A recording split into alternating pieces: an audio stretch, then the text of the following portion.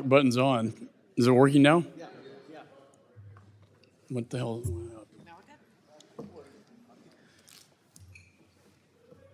The purpose of this hearing is to discuss the State Department's FY 2025 budget request and explore the myriad of challenges facing the United States and its diplomats around the globe. I now recognize myself for an opening statement.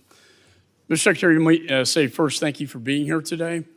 As you know, we are living in dangerous times. The world is on fire. We are witnessing the largest land invasion in Europe since World War II. The Middle East is on the brink of a full-scale war, and an increasingly aggressive China is testing our resolve as they look to invade Taiwan. The similarities between a war in Europe and increased aggression in the Indo-Pacific are dangerously parallel to the events leading up to World War II.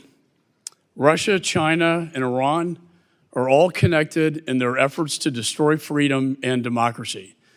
Weakness invites aggression, and our adversaries see that. And it all began with the fall of Afghanistan.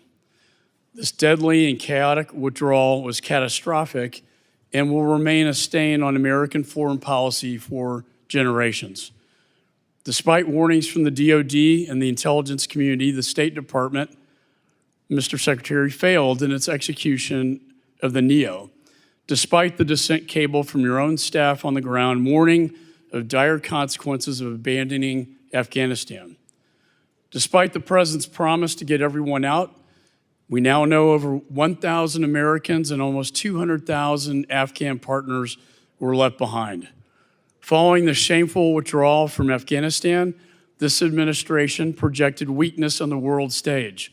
Shortly after the withdrawal, we saw the satellite imagery of the Russian Federation amassing troops on the Ukrainian border. Then we failed to provide the Ukrainians with the lethal assistance they needed until after the invasion. Out of fear of provoking the Russians, this administration slow-walked weapons necessary for Ukraine to win, giving them just enough to bleed out, but not for victory. If fear of provocation bound American foreign policy, the Nazis would never have been defeated. The Berlin Wall would still stand. The world's evil empire would never have been said, and nuclear missiles would still be in Cuba. American leadership must never be dictated by the whims of despots. That's why I mandated the administration in the supplemental bill send long-range ATACMS and other weapon systems to Ukraine as soon as possible to ensure a victory. When it comes to China, we have failed to establish the deterrence necessary to counter the malign threat of the CCP. We now know that China is supporting the Russian defense industrial base. Failure to project strength on the world stage has only led to an increasingly hostile China. Weapons I signed off on 5 years ago for Taiwan have yet to be delivered into that country. And I'm also disappointed that the President failed to certify AUKUS ITAR exemptions on the April 19th deadline. This trilateral partnership, as you know, is key to deterring China. For Chairman Xi is watching, and I believe he's the only one satisfied with this administration's actions. And finally, we are on the brink of a total destabilization in the Middle East. Israel is in the fight for its very existence from the terrorist threat of Hamas, Hezbollah, and Iran. And during their darkest hour, what did this administration do? They turned its back on our ally. President Biden's decision to withhold weapons approved and appropriated by this Congress is tantamount to an arms embargo. This administration is preventing Israel from their final key military objective of taking out the remaining battalions in Rafah. We need to put maximum pressure on Iran and its proxies. By not enforcing energy sanctions, Iran now has over $80 billion in oil revenue. We have appeased the Ayatollah and funded his terror operations, including their ability to attack Israel directly, which they did for the first time in history. By projecting weakness on the world stage, this administration has invited increased aggression. So why is it after this administration came into office that we now have a war in Ukraine, a war in the Middle East, and a potential war in the Indo-Pacific? Why are we limiting our allies' ability to win wars they didn't start? Mr. Secretary, red lines are for our enemies, not for our allies and our friends. You go back to Chamberlain, Churchill, we know that appeasement only invites aggression, conflict, and war. And Churchill proved that to us. And Ronald Reagan taught us peace through strength. I believe it's time that we return to the Ronald Reagan doctrine of peace through strength. And with that, I yield the balance of my time. Other members of the committee are reminded that opening statements may be submitted for the record. We are now pleased to have the 71st Secretary of State, Antony Blinken, before us today. Sir, your full statement will be made part of the record, and I ask that you keep your remarks to 5 minutes. And I will strongly encourage, I will enforce a gavel with all members to 5 minutes so that all members can participate in this extremely important hearing. And with that, I now recognize Secretary Blinken for his opening statement. Well, thank you very much, Mr. Chairman, and to you, to Ranking Member Meeks, to all the members of the committee. It's very good to be with you today. I thank you for the opportunity to testify, and I thank you also for the partnership that we have had to advance American leadership in the world, leadership that is so essential to delivering on the priorities that matter to our people here at home. The need for U.S. global leadership and the need for cooperation, collaboration with allies and partners has never been greater. We have the People's Republic of China that's pursuing military, economic, geopolitical preeminence, challenging our vision for a free, open, secure, and prosperous international order. Russia's committing aggression not only against Ukraine, but against the principles at the heart of the United Nations Charter: territorial integrity, sovereignty, independence, that are the building blocks for global peace and security. In the Middle East, we're standing with Israel in its efforts to ensure that what happened on October 7th never happens again, as we do everything we can to bring to an end the terrible human suffering in Gaza and prevent the conflict from spreading. U.S. leadership is needed to address humanitarian crises elsewhere in the world, including in Sudan, Haiti, other places where millions have been displaced and many have been killed, but also to address global issues that no country can solve alone, including food security, the changing climate, transnational corruption, the fentanyl crisis. But with the support of Congress, we can and we are approaching these challenges from a position of strength. Because of the actions we've taken, the United States is stronger economically, diplomatically, militarily than it was a few years ago. We've made historic investments here at home in our competitiveness, our innovation, our infrastructure. We've renewed alliances, built new ones, secured unprecedented alignment with key partners in Europe and in Asia on the challenges of our time. We've delivered essential aid to Ukraine. In fact, the United States rallied 50 countries around the world to come to Ukraine's defense to make sure it wouldn't be erased from the map, as Vladimir Putin saw it. We've rallied the international community to share the burden. For every dollar that we sent in economic and development assistance, others have collectively invested 3 more. Now, many doubted whether bipartisan support for Ukraine and other urgent national security priorities could endure. But last month, Congress demonstrated to the world that we will not pull back when you pass President Biden's supplemental budget request by an overwhelming margin. Our investment abroad does not come at the expense of our strength here at home. Far from it. Most of the supplemental, as you know, is being spent here in the United States, building up our defense industrial base, supporting good American jobs. We need to keep up the momentum, and that requires a State Department budget that will fully resource our response to the challenges of this time. The President's FY25 budget, requesting $58.8 billion for the State Department and USAID, does that in 2 key ways. First, it funds the essential missions of our department and USAID. The budget will ensure that the United States continues to be the partner of choice for countries to turn to when they need to solve big problems that also affect our own security and economic well-being.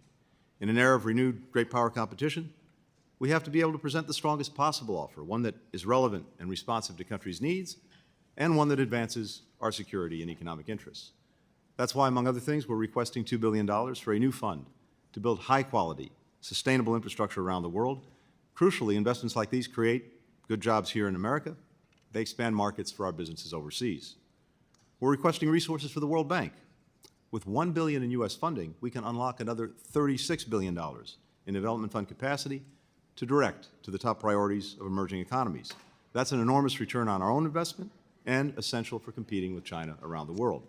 The budget also includes $1.7 billion for international organizations, including the UN, APEC, the Inter-American Development Bank, to help shape them in ways that reflect our interests and values. We're asking for $500 million to give more people around the world access to secure internet, digital technologies.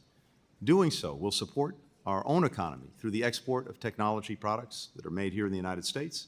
It will help ensure that we and our fellow democracies remain the leaders and standard bearers when it comes to new, key technologies like artificial intelligence.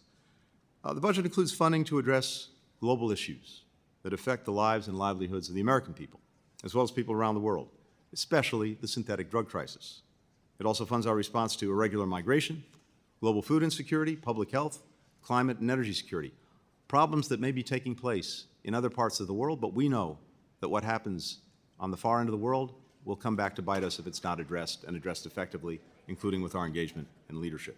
We're also asking Congress to fully fund the State Department's educational and cultural exchanges. They're one of the best, most cost-effective tools that we have for advancing our values and our interests around the world. They support students, researchers, young professionals from our communities who study and work abroad. We also need to guard against attempts by our competitors to spread disinformation and misinformation around the world. Our Global Engagement Center is critical. It's a critical tool for countering the threat of information manipulation by China, by Russia, and others, and we urge you to extend its sunset clause before it goes into effect in the coming months. To outcompete our rivals, we need to invest in the foundation of our strength abroad, and that's our diplomatic corps. That's the second pillar of the budget. The budget makes a strong investment in expanding our overseas presence, opening new posts in the Pacific Islands, the Eastern Caribbean. It will also continue our modernization of American diplomacy. We've reorganized the department to make sure that it can be fit for purpose for the challenges of this time, whether that comes to dealing with new technologies, whether that comes to dealing with global health, climate, dealing with China. We are making the necessary investments to try to attract and retain the most talented workforce possible. We're investing in our people in Washington, at our posts overseas, with training, with technology. We're promoting more agility, innovation, efficiency in our processes. Last year's enacted budget, Mr. Chairman, represented a 5% cut from the year before. And that challenges our efforts to deliver the results that Congress and the American people deserve. So, we urge you to support this budget, which helps us address the most pressing foreign policy priorities of our time and lays the foundation for continued strong American engagement and leadership in the years ahead. With that, I thank you and happy to take any questions. Thank you, Mr. Secretary. Let me ask first, we, as you know, have been conducting an investigation to the Afghanistan withdrawal, and we'll be releasing a report of that in September. Will you commit to appearing before this committee for a hearing on Afghanistan? We've had the top brass of the Pentagon do so, and I think the Gold Star families deserve that as well. Mr. Chairman, for the Gold Star families, for the President, for me, for everyone involved, we grieve with them, the losses they've suffered, including over 20 years in Afghanistan. We honor their sacrifice. And one of the ways we do that, of course, is by taking part in oversight, answering questions, giving the American people the answers they deserve. And we've engaged in very good faith in this. I think by our count, we facilitated transcribed interviews with 15 current or former officials. It's sort of my time's limited, but is that a yes? Mr. Chairman, I've appeared before this committee 5 times, including one time dedicated solely to Afghanistan, but every time taking questions on Afghanistan. That's more than any of my recent predecessors have done. And well, we look forward to your testimony in September. Well, we can have our teams talk about that, Mr. Chairman. Thank you. You testified before the Senate Foreign Relations Committee yesterday that you denounced the International Criminal Court's arrest warrants against Israel's leaders and committed to working with Congress on a bipartisan basis to find an appropriate response. I've been working with the Speaker and the ranking member and others in the Senate on potential proposed legislation to address this issue. Will you commit to working with this committee to find a bipartisan bill that would place meaningful sanctions on the International Criminal Court? Mr. Chairman, first, let me say again that decision was totally wrong-headed, and any equivalence that it implied between Hamas and Israel and its leaders was shameful. We commit to engaging on a bipartisan basis and finding an appropriate response. Yeah, and I completely agree with you on that. Earlier this month, the president stated on CNN that if Israel conducted a major military operation in Rafah, that, quote, we're not going to supply the weapons and artillery. Is this still the Biden administration's policy? And what specific weapons do you plan to withhold beyond the 2,500-pound bombs? Well, first, Mr. Chairman, no one's done more than President Biden. No one will do more to make sure that Israel has what it needs to defend itself. He was there days after the attack on October 7th, the first president to go to Israel when it was at war and under attack. In the time after that, he made sure that we deployed resources and assets to deter any further aggression against Israel from other quarters, which was very much a threat. And we all know the history, but are you planning to withhold more weapons? I'm happy to get to that. And Rafah of course, is it's invaded? also important to note that when Iran conducted an unprecedented attack, a direct attack for the first time on But Israel if, from Iran, if Israel invades actively Rafah, took will part. you withhold more weapons? We actively took part for the first time ever in Israel's defense and rallied a coalition of countries. When it comes to Rafah, That doesn't yes, answer my question. Are you going to withhold more weapons? to come to your if question, Rafah- Mr. Chairman. Okay. I'm happy to do that. When it comes to Rafah, we've made known for a long time our concerns about a full-on military assault of Rafah, the damage that could do to the civilian population, absent a clear and credible plan to protect it, and also to achieve the results that we in Israel both want, which is to deal effectively and durably with Hamas. And so in that context, particularly with regard to 2,000-pound bombs, which in a dense urban environment can do terrible damage, we've been in discussions with Israel about that particular weapon, and those discussions continue. Those were private discussions. It's unfortunate that it leaked to the press. It did, but those discussions continue, and our concerns about a full-on military assault in Rafah remain. We have other ways of dealing with the challenge posed by Hamas that we believe can be more effective and more durable. Okay, let me just ask you this. We didn't find out about the withholding of weapons until we saw the president's interview on CNN. Congress was never notified of this decision. We just marked up a bill out of committee that requires advance notification.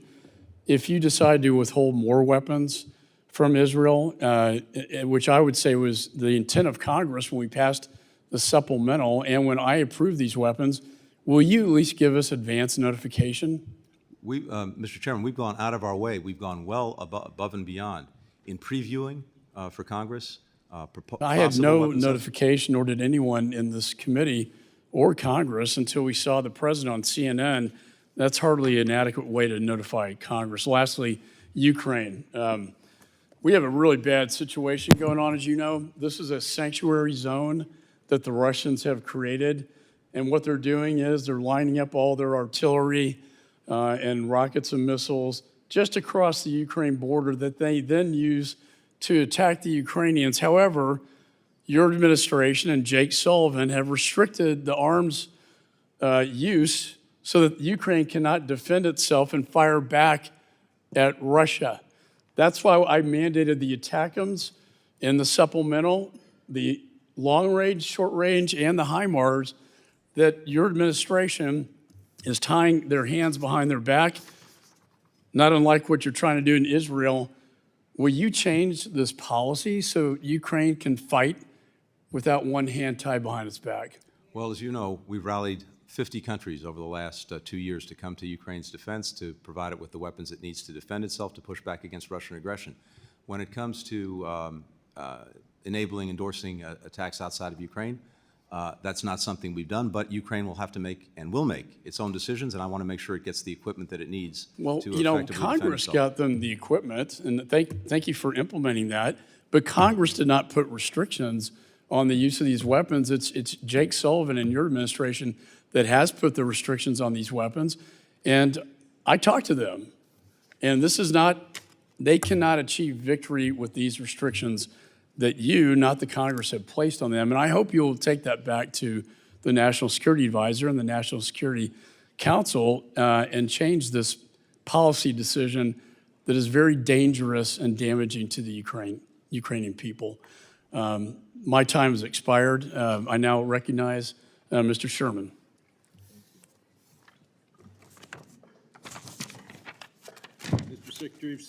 Mr. Secretary, thank you for being here and presenting your budget request, which I strongly support.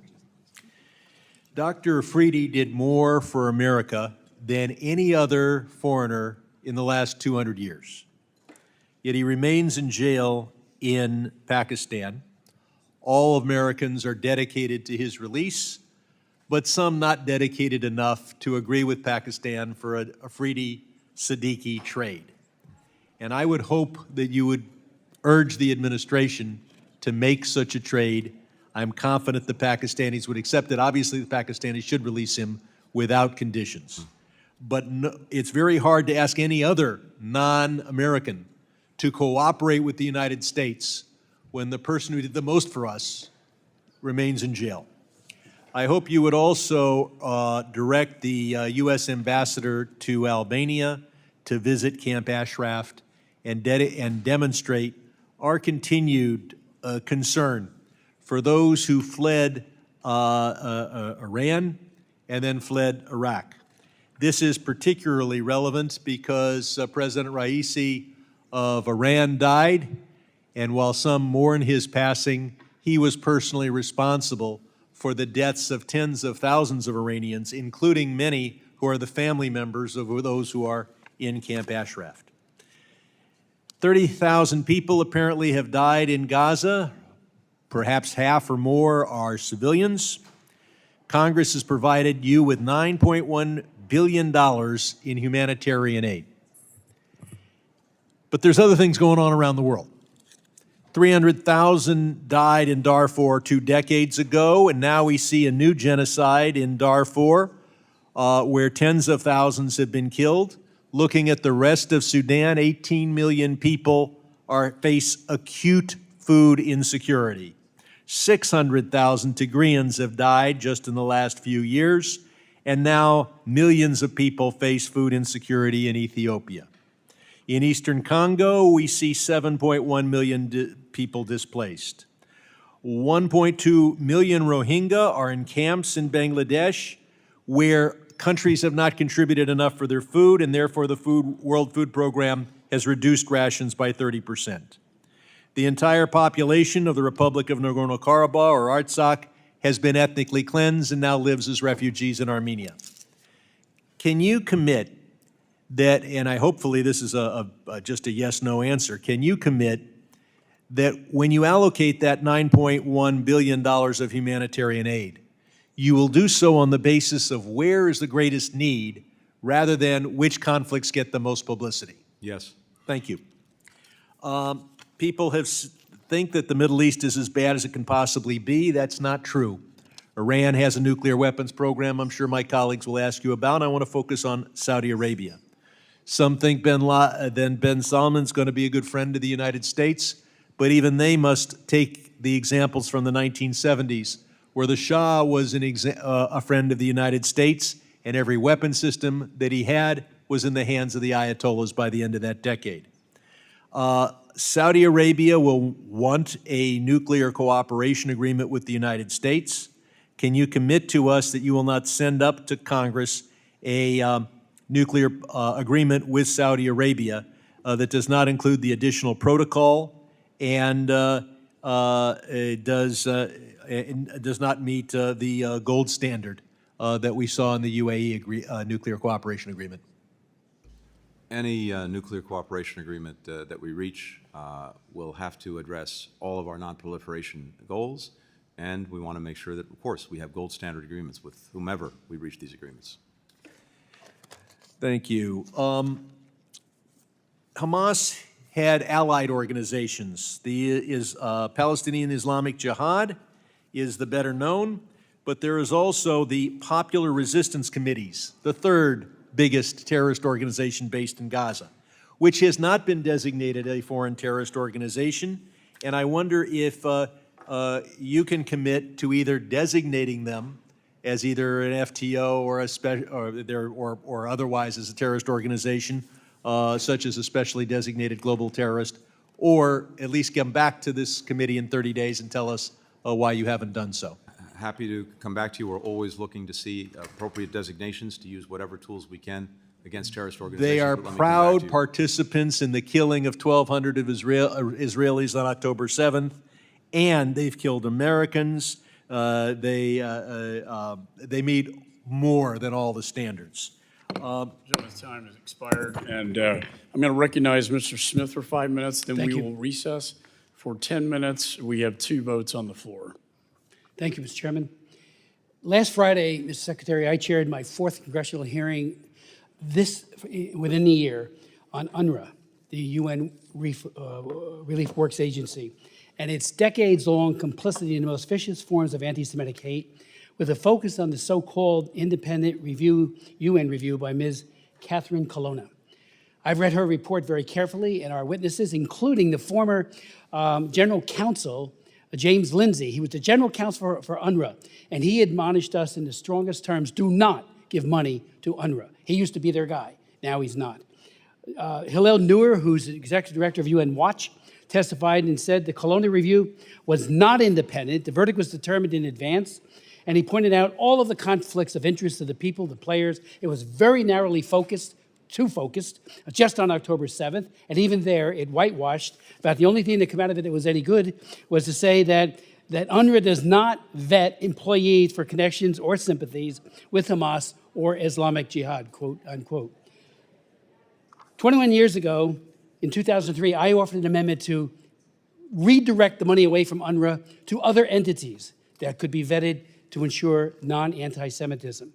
This year, my legislation, the Stop UNRWA Act, Stop Support for UNRWA Act of 2024, was passed by this committee. It completely prohibits any U.S. contributions to UNRWA. It made clear, however, that nothing in the act may be construed to preclude the provision of humanitarian assistance through any agency or entity, as long as you certify, Mr. Secretary, that it doesn't promote, espouse, or affiliate with entities or individuals that promote violence or terrorism or anti-Semitism, and does not employ individuals who promote, espouse, or affiliated with such entities or individuals. Then, in March, the bipartisan foreign aid bill made it absolutely clear no funds for UNRWA. Both sides of the aisle, both House and Senate, and that's until March 25th, 2025. My question is, are U.S. taxpayer funds to UNRWA still paused? Secondly, that's the other funds that were already in the pipeline or may be coming in from other spigots. Secondly, can you assure the committee that the Biden administration's investigation will be in-depth, a top-to-bottom review? From the moment your administration announced it, and when the UN announced it, they said they do such a narrow look, they're not going to see much. They'll know that 12 to 18 people committed atrocities, but unfortunately, UNRWA has been a child abuse factory, turning little wonderful kids who happen to be Palestinian into child soldiers by inculcating in them hatred towards Jews and to Jerusalem and to the Jewish state. So please, about your report, when's that coming? And hopefully it will be very comprehensive. Thank you. Just a few things on this. First of all, we do support the implementation of the recommendations in the Colonna report. We think those are important and important to move forward with them. Second, there is a separate investigation that's going on. This is a UN internal report on the specific allegations, as you know, about the participation of UNRWA employees in the horrific events of October 7th. We await those results, and we will pull all of that together along with our own hard look at this. Second, we, of course, are abiding by the law in making sure that funds... So no other funds are finding their way into UNRWA? No other funds can or should be Is going to it planned UNRWA. in the near future? Nope. Okay, and we'll abide by it. Now, I will tell you, we do have a difference in view, because for all of the manifest problems and deficiencies with UNRWA, it's also been playing an absolutely critical and in many ways, at least in the near term, irreplaceable role in terms of being able to provide assistance for people who desperately need it. It has an infrastructure that no one else has. It has people that no one else has. So there needs to be a way to make sure, one way or another, that that assistance gets to people who desperately need it. And so we can look at what can be done for the future, But in the near term, I've got to tell you, we still see that as essential. But no, we are not and will not provide the funding Thank you for pursuant that. to the law. Let me ask you if I could on child abduction, international child abduction, and I've written a major law on it named after David Goldman. When the president of Japan was here, I gave him a letter asking him to get engaged. I would ask the administration, I would ask the president, you know, we all speak out on behalf, and he met with people, Japanese who have been abducted to North Korea, but the big concern is, what about our own children who have been abducted, 500 of them to Japan? And finally, the World Health Assembly is meeting. They're violating their own rules about procedure. Are you going to submit the WHO pandemic treaty, which is rife with problems, to the Senate for ratification? Thank you. On child abduction, I'm, like you, seized with this. And for a long time, I applaud what you're doing and your leadership on this. And when we have countries that are not abiding by the Hague Convention or are otherwise engaging in practices that are keeping children away from their parents, this is something we take action on, and I always welcome working with you on that. Second, and very quickly, on the pandemic agreement, the way things stand right now, I don't see that coming to a conclusion in the near term. There's just not consensus on it. It's something we continue to work on, but continue to work on making sure that we uphold our own interests and values, including on, for example, intellectual property. Committee will take a short recess for 2 votes on the floor.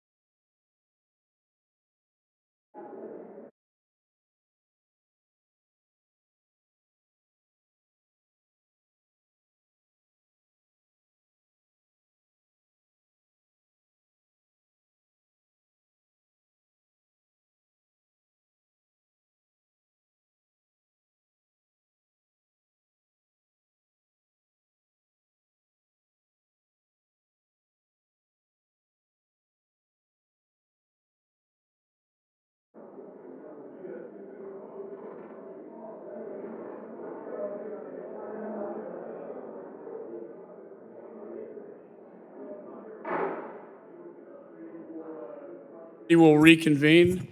The chair now recognizes Mr. Keating. Well, thank you, Mr. Chairman.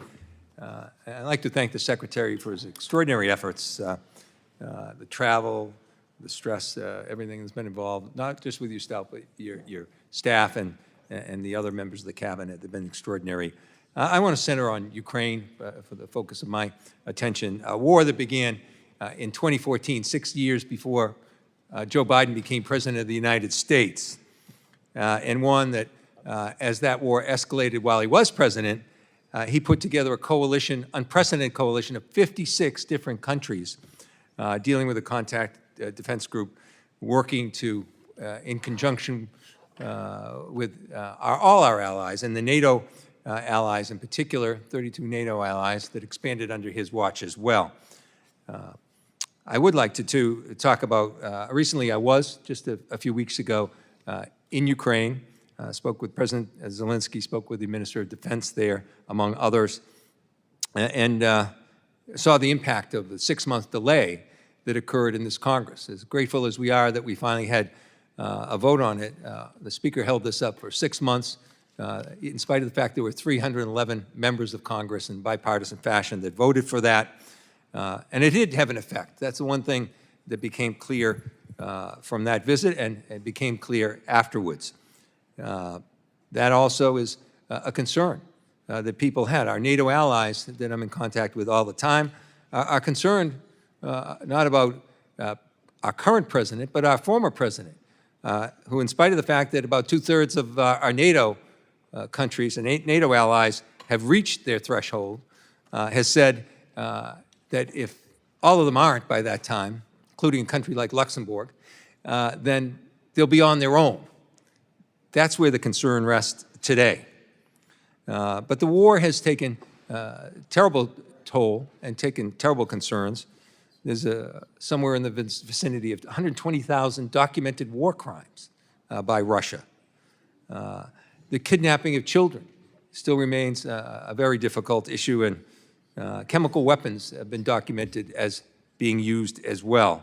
And the attacks on the infrastructure are enormous, particularly in major city, the second biggest city of Kharkiv. And along those lines, Mr. Secretary, I just want to see what you can say in an open hearing in this regard. I know some things will be classified, but if you could give us some indication, even if there's an openness and general discussion on the issue, I do believe when you look at what's happening in Kharkiv, myself, that just something that's maybe 5 miles away where they're lobbing these weapons, destroying the infrastructure of the second biggest city, that there should be more of a clear message from the United States with U.S. weapons that at least they can retaliate in a defensive position in that kind of proximity to go back at the source of that. So could you share with us what you can? Is there an openness to that discussion with the United States and with the coalition that we have so that that can be more clear? Because President Zelensky, members of their parliament, other officials that I've spoken with are concerned that they won't be able to do that. Well, first of all, we are grateful that the supplemental was approved and is not only approved, but the materials that are being paid for by the supplement are now getting there. I wish it hadn't taken 6 months, really just in the nick of time. I was just there as well. I was in Ukraine about a week ago, 10 days ago, and I also want to applaud the chairman of the committee for the work that he did to make sure that we got the supplemental through.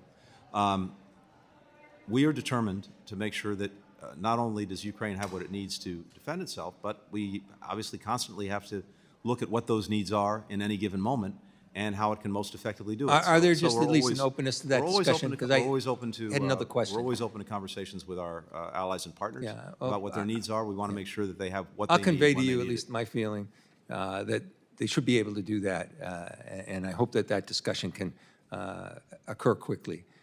Just quickly, and I've got a few seconds left, and it's tough. I just wanted to deal with Georgia, for instance. There's a real concern in Georgia now about backsliding that's going on now, the controversy about the foreign agents press bill in Georgia. Could you just comment on our efforts to try and deal with that issue? Yeah, we're very concerned about the foreign agents law that was passed. I think it's right out of Moscow's playbook, unfortunately, and I think it clearly counters the desire of the overwhelming majority of Georgians to move toward the EU and EU integration.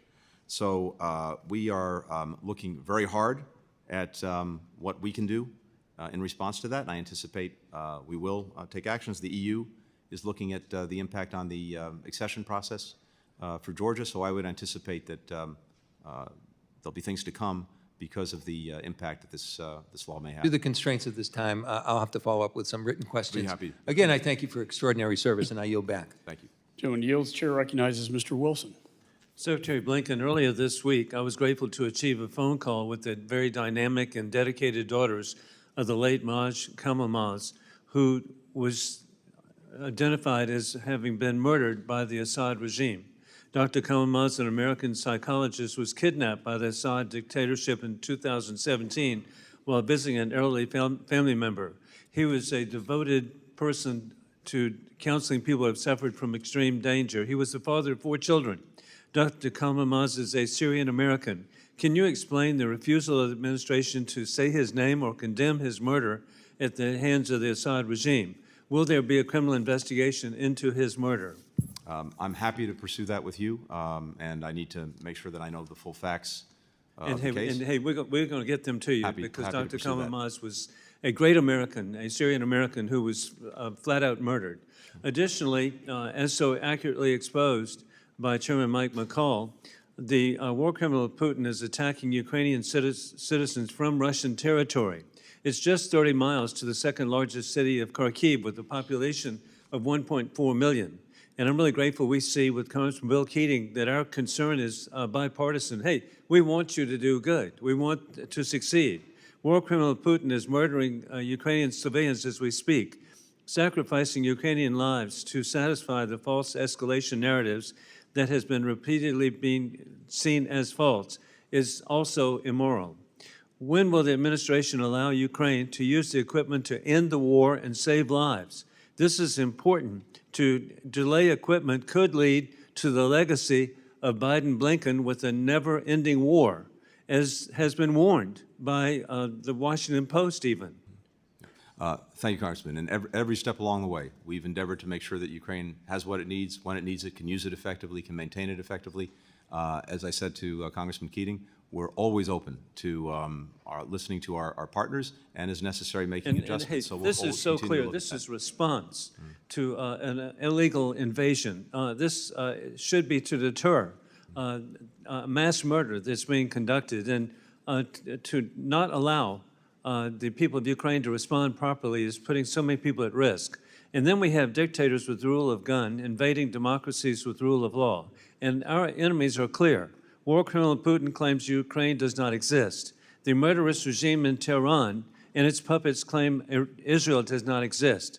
And the Chinese Communist Party says that Taiwan does not exist. Sadly, Taiwan has paid for defensive weapons which are being delayed.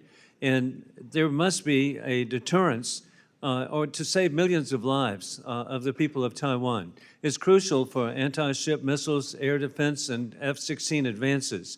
I particularly appreciate the people of Chinese heritage as the only son of a serving in Congress of a World War II flying tiger who liberated China.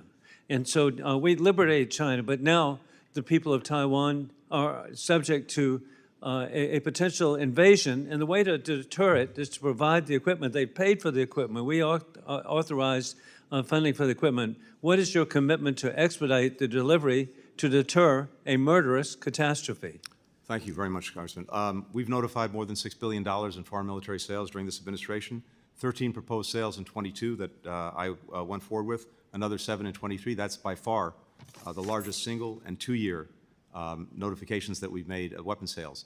The challenge that we have, as you know, in terms of moving forward on them is with our production timelines. And we are doing everything we can for a whole variety of reasons, including Taiwan, to make sure that those production lines are moving more quickly, more efficiently to be able to deliver on the weapons that we're providing to those who need them for their self-defense. We're committed to Taiwan's defense. We're committed to making sure that it has what it needs to defend itself, commensurate with the threat it faces. But the challenge that we have, as I think many members of this committee know, is with production and making sure that moves as quickly and efficiently as possible. And time is of the essence. There must be deterrence to avoid an invasion, and it can be done if we provide the equipment and with the pre-positioned equipment that we have around the world. that there should be expedited to the people of Taiwan to avoid what will be the most catastrophic world incident after, sadly, the abandonment of the people of Afghanistan with 13 dead Americans. And so indeed, we've every used, effort must be made to prevent an invasion. With that, I yield back. Gentleman yields. Chair recognizes Mr. Barra. I'm sorry, I recognize the ranking member, Mr. Meeks, for an opening statement and questions. Thank you, Mr. Chairman. Thank you for allowing me to make my opening statement. As you know, I was with President Ruto and the Speaker. Thank you very much. I'll begin by welcoming Secretary Blinken to the House Foreign Affairs Committee, and I know there's much that has already been talked about and much more that demands your attention all over the world. And I just say, with your travel schedule. Mr. Secretary, I appreciate how generous you've always been with your time and how responsive the department has been to the request made by this committee during your tenure.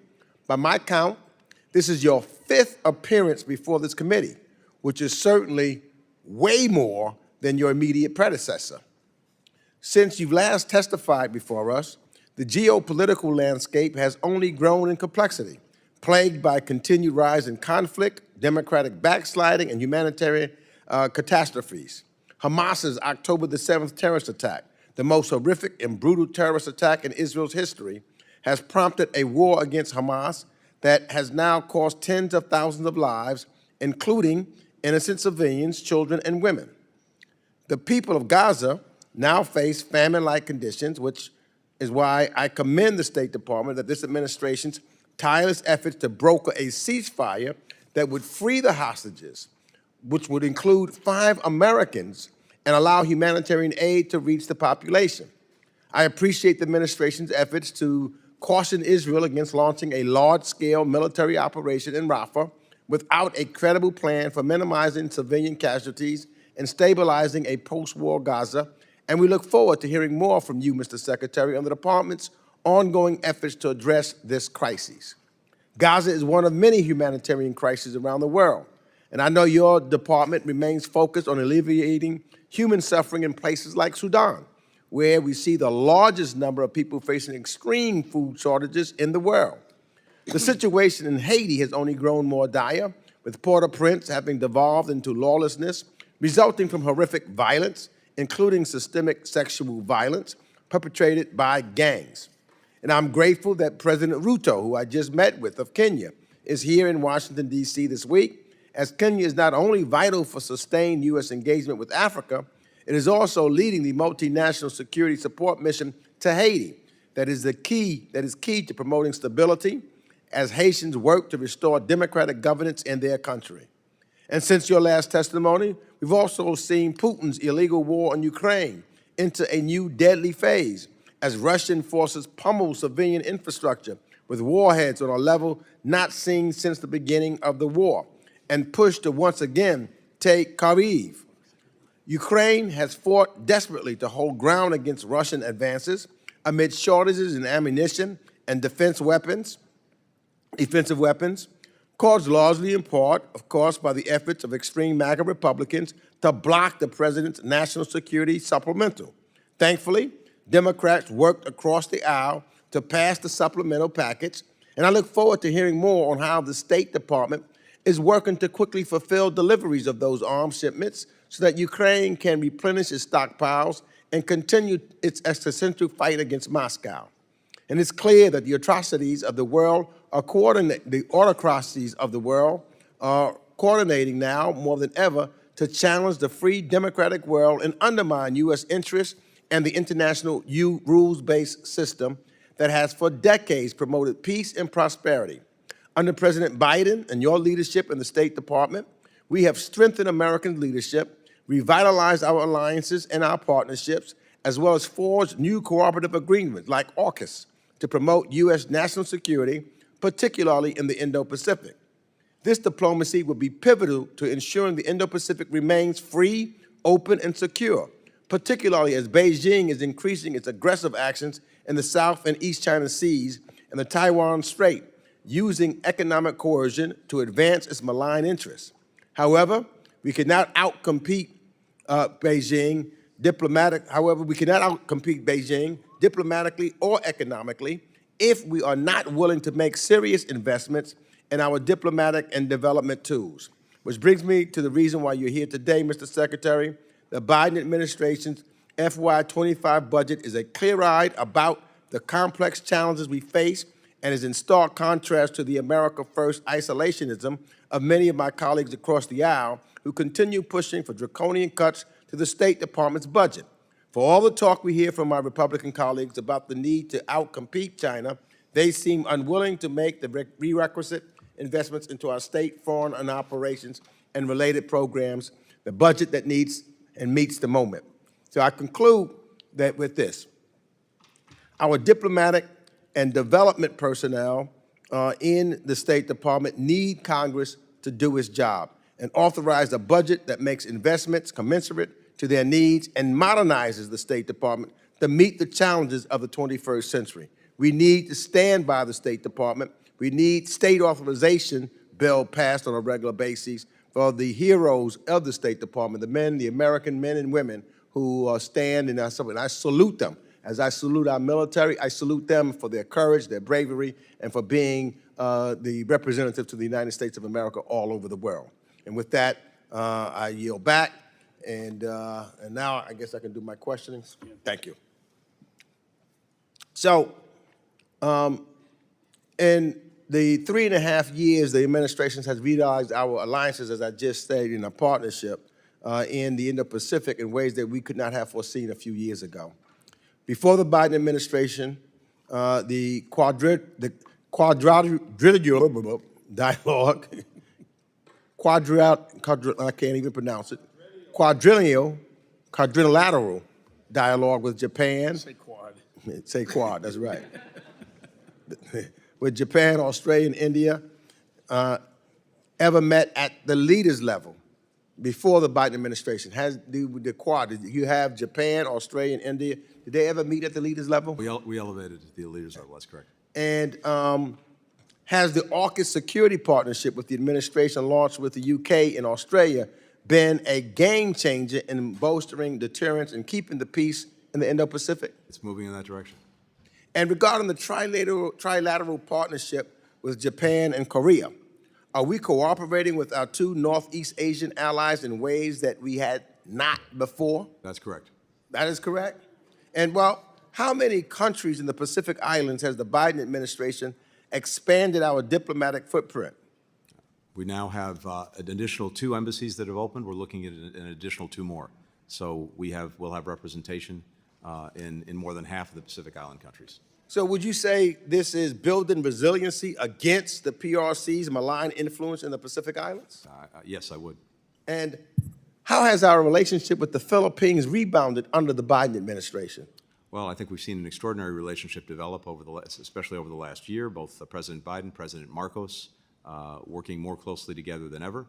And that partnership, and by the way, you mentioned the trilateral relationship with Japan and Korea. We also now have a trilateral partnership with the Philippines and Japan, where we're doing work together.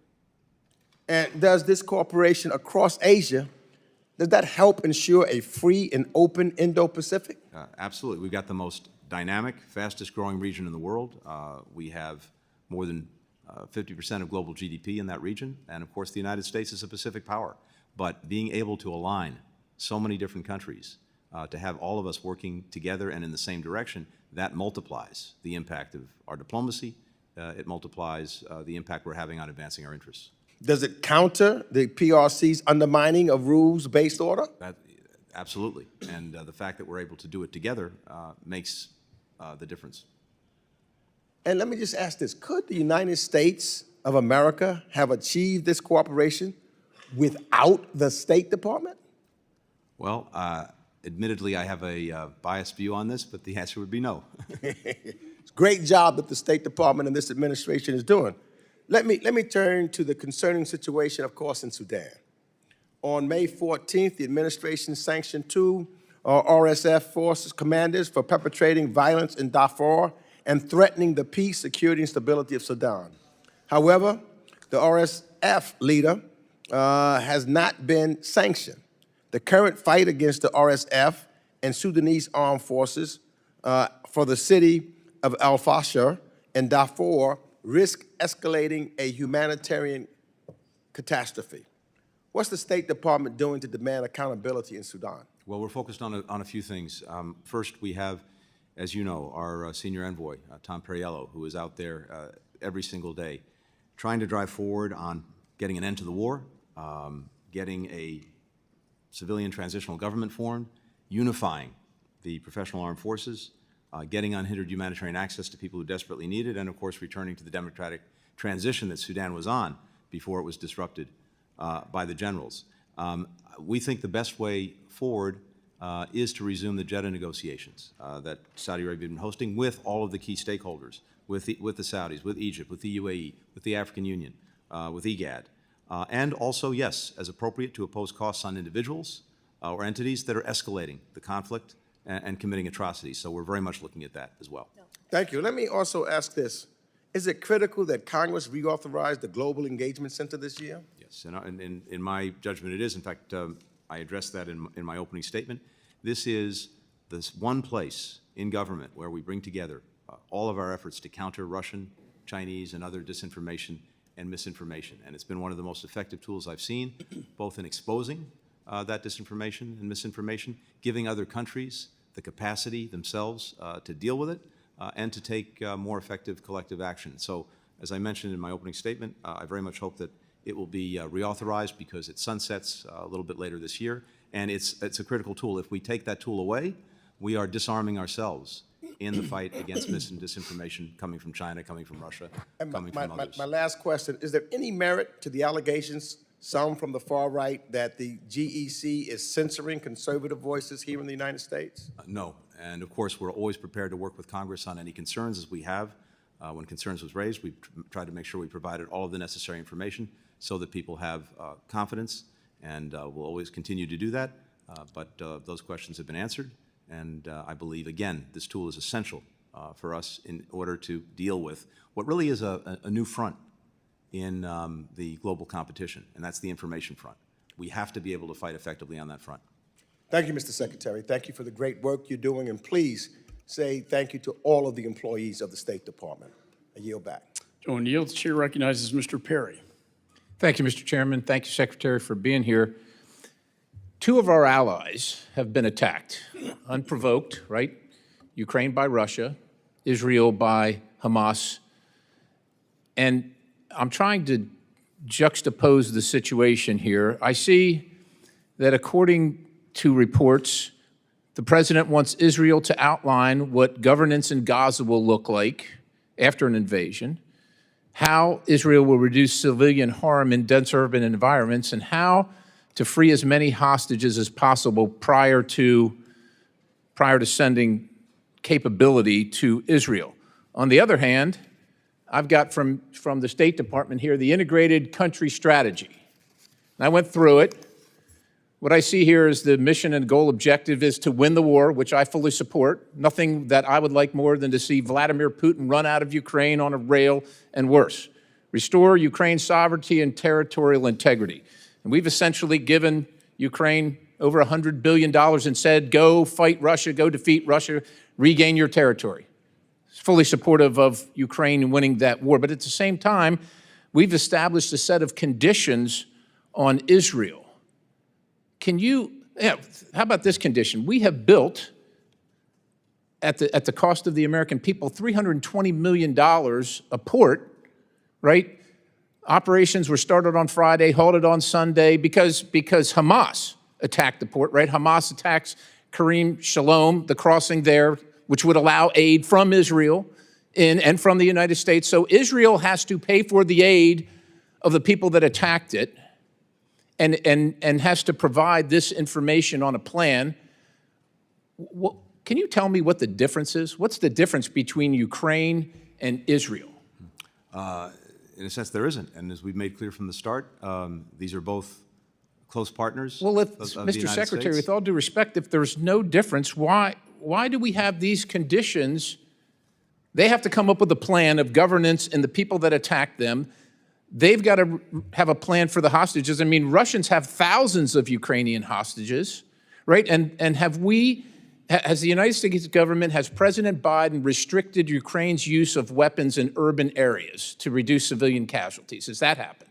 So first of all, Congressman, no one has done more, will do more. I know you say that, but it seems No, like I don't really say look, it. I'm just reporting what I'm reading. I'm just going with the facts. You can say that all day long, but the fact is that others have done more. And we're doing more right now for Ukraine than we are for Israel. President Biden's doing more for Ukraine than Israel. We took roughly half of the money or more from the aid package passed for Israel and gave it to Hamas, who's taking it from the citizens in their country and using it to fight Israel. So please skip the narrative and just tell me what the difference is between Ukraine and Israel. How come conditions on one and no conditions on the other? These are not conditions. We give to our close friends, our best partners, one of our obligations is to give them the best possible advice we can. And so when it comes to dealing with Hamas, we're committed to seeing that Hamas cannot govern Gaza again, cannot pose the threat that it did that led to the October 7th attack. We've been doing everything we can to support Israel's efforts to defend itself and make sure that can't happen. And when it comes to Rafah, the concern that we've had and that we've expressed, as friends do and have an obligation to do, is that the effort to go in full force into Rafah to remove where the enemy is, where the enemy, to it was remove just the reported, remaining- as you yes. know, Mr. Secretary, 600 tunnels into Egypt, into Israel, traversing weapons and military equipment to attack Israel. So when you say we're doing all we can, we're providing advice. With all due respect, sir, they need to win the war against Hamas and eliminate them, and anything that we're doing that stands in their way of that is unacceptable, including supporting Hamas, which is what we're doing. At the same time, you're saying no one has done more. Well, no one has done more for Hamas either. I to say the least, don't follow that. Let me say this very quickly. One, we want to make sure that the defeat of Hamas is an enduring defeat. And even if they go into Rafah and remove the remaining battalions, there'll be thousands of armed Hamas left. Absent a plan for what comes after, and this is not a condition, it's simply our advice. Then one of three things is going to happen. What is Either Hamas will Ukraine's remain- plan for Russia once they kick Russia out of their I country? actually laid that out just about a week ago in Ukraine, and I'm happy to share that with you. It's not in here, sir. I'm happy to, I'll share it with you. Sir, there are two different standards. You must admit that, and we in Congress wonder why, and the American people wonder why. With that, Mr. Chair, I yield. Joan yields. Chair recognizes Mr. Barra. Thank you, Mr. Chairman. And again, thank you for being here and the hard work that you're doing. I'm tired from all the travel that I do, and I can only imagine. I'm going to focus in on the Indo-Pacific. The ranking member, I think, took a lot of my talking points, but I do want to emphasize the work that the administration's done there from the early days of the administration, really focusing in on a strong trilateral relationship between Korea, Japan, and the United States. And it really is at the best place that I've seen it in my 12 years. So really want to applaud the administration from early 2x2s, state visits, and then the Camp David Accords. I know we are working on something very similar on a trilateral basis, so Congress, the Diet General Assembly, can also emphasize the importance of the trilateral. The trilateral with Japan, the Philippines, the United States that was unveiled just last month is incredibly important, and I think we'll continue to see that prosper. The ranking member talked about the Quad Coalition. Again, a very important strategic coalition. Elevating that to the leaders level is extremely important. AUKUS is coming together in a very strategic way. So with the goal in mind of maintaining a peaceful, prosperous, stable Indo-Pacific, I think the administration gets an A+. That has done a remarkable job. And again, we will continue to work on that from the congressional perspective. I recently had a chance you talked a little bit about the Pacific Islands and reestablishing a diplomatic presence, led a delegation to Fiji, Tonga, and Tuvalu. And in Nuku'alofa, when we were there, and I think you were actually there previously as well, just reestablishing an embassy there, you could sense the excitement of the Tongan individuals. We've got a great diplomatic staff. It's small, but very enthusiastic. And again, small investments like that go a long ways. The one thing that the Tongans raised was, the lack of being able to get visas. There's a large, vibrant Tongan American administration. We did raise that with the embassy staff back there. Right now they've got to fly to Fiji.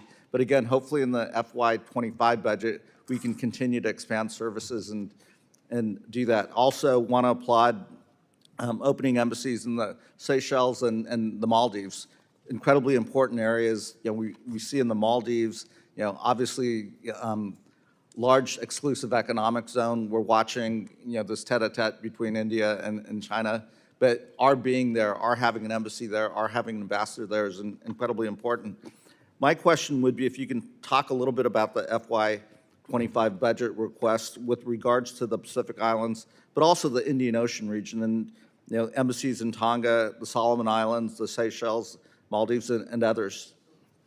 Thank you very much, and appreciate the comments on the work we're doing. Look, as you know, and your own engagement has demonstrated this, when it comes to the Pacific Islands, they, of course, inhabit this vast, vast stretch of ocean between the United States and our allies in Asia. And so, geographically, it's usually important. The President's hosted, as you know, 2 White House summits with all of the leaders from the Pacific Islands for the first time coming to the White House, and many of us have been there repeatedly.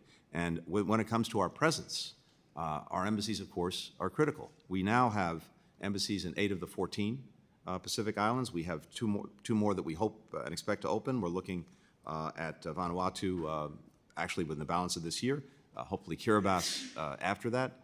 We have the newly recognized Cook Islands in Niue, which our embassy in Wellington represents. And of course, we need the resources to make sure that not only can we establish these missions, but the human resources can be there too. You mentioned that we have small operations. Yes, small but mighty, but we want to make sure that they're properly resourced because you have to cover a vast amount of territory. There's something else that's important, and you mentioned it. The collaboration that we built with key partners in the region, and particularly with Japan, with Korea, with Australia, with New Zealand, that allows us to multiply our efforts and to cover even more territory than we would if we were doing it alone. And so the coordination there, the work that we're doing together, for example, to bring undersea cables to the islands, doing that with Japan, with Taiwan, and others, to connect people, that is all vital as well. But it also requires resources in order to do that, to generate the private sector investment and partnerships that we need. All of that's reflected in the budget. Well, and again, I applaud that. And when I was in Tuvalu last month, getting the Japanese to drop cables, incredibly important. So with that, I yield back. No one yields. Chair recognizes Mr. Issa. Mr. Secretary, thank you once again. I've got more questions than time, but hopefully we can get through some of them fairly quickly. We talked a little bit earlier. Currently, at my border, my 100 miles of the Mexican border, we have a massive amount of immigrants coming, not from South or Central America, but from disparate places. And I'll just take one example. The people coming there from China, over 20,000 of them in the last month, they flew typically to Turkey, then to Mexico, and then came into the United States. Turkey does not allow Chinese to enter Turkey without a visa. Mexico does not allow people to enter, including Chinese, without a visa. However, they are currently entering because they say, oh, just let us off the plane and we'll go to America. As our head diplomat with these 2 allies, one of them a NATO ally, can you or will you attempt to tell them that under international law, if they don't have a visa to the United States, you do not want them to come to make a claim that they could have or should have made before they got to our border? Yeah. In short, yes. I think you've identified a very important problem. You mentioned the case of China. We have a record increase in the number of Chinese who are seeking to get into the United States, who presented themselves in one way or another. And there are other nationalities, too, that are far afield from our own hemisphere. I mentioned China mostly because, as we both know, they won't take them back once they get here. So you identified an important problem, and we've been acting on it. We've been working with countries in the region to get requirements for visas so that people can't simply come to those countries without a visa and then use that as a platform to come into the United States. We've reached agreements in a variety of ways with Colombia, with Ecuador, with El Salvador, with Guatemala, with Mexico, actually, as well as with Panama. And we continue to make sure that, to the best of our ability, those countries put in place what's needed so that people from far afield can't avail themselves of the opportunity to use this Excellent. platform. Thank you, Secretary. As I said, I've got a bunch here. Please. Hopefully, what we passed out of the committee this morning, giving export controls for AI, will be a tool that will be used heavily out of commerce and will benefit our war against a number of countries. And I'm going to just deal with one for a moment. When President Biden entered office, there were about 300,000 barrels a day leaving Iran. Today, there are reported to be over 2 million barrels a day leaving Iran. They had about 70 ships. They now have about 400 ships. They're called ghost ships. I know that you do not run a military force, but as our chief diplomat and a member of the National Security Council, couldn't or shouldn't we be able to essentially capture those ships on the high sea and take them out of commission to ultimately enforce sanctions? You're our #1 sanction supporter, but your sanctions, now that they've circumvented SWIFT and the other economic trades, have become somewhat muted. What should we do in combination with the other entities? Yeah, so I think there are a few things, Congressman. First, we have sanctioned in the oil, petroleum product sector, more than 200 Iranian entities or individuals who've been engaged in that trade. We've done it across multiple jurisdictions.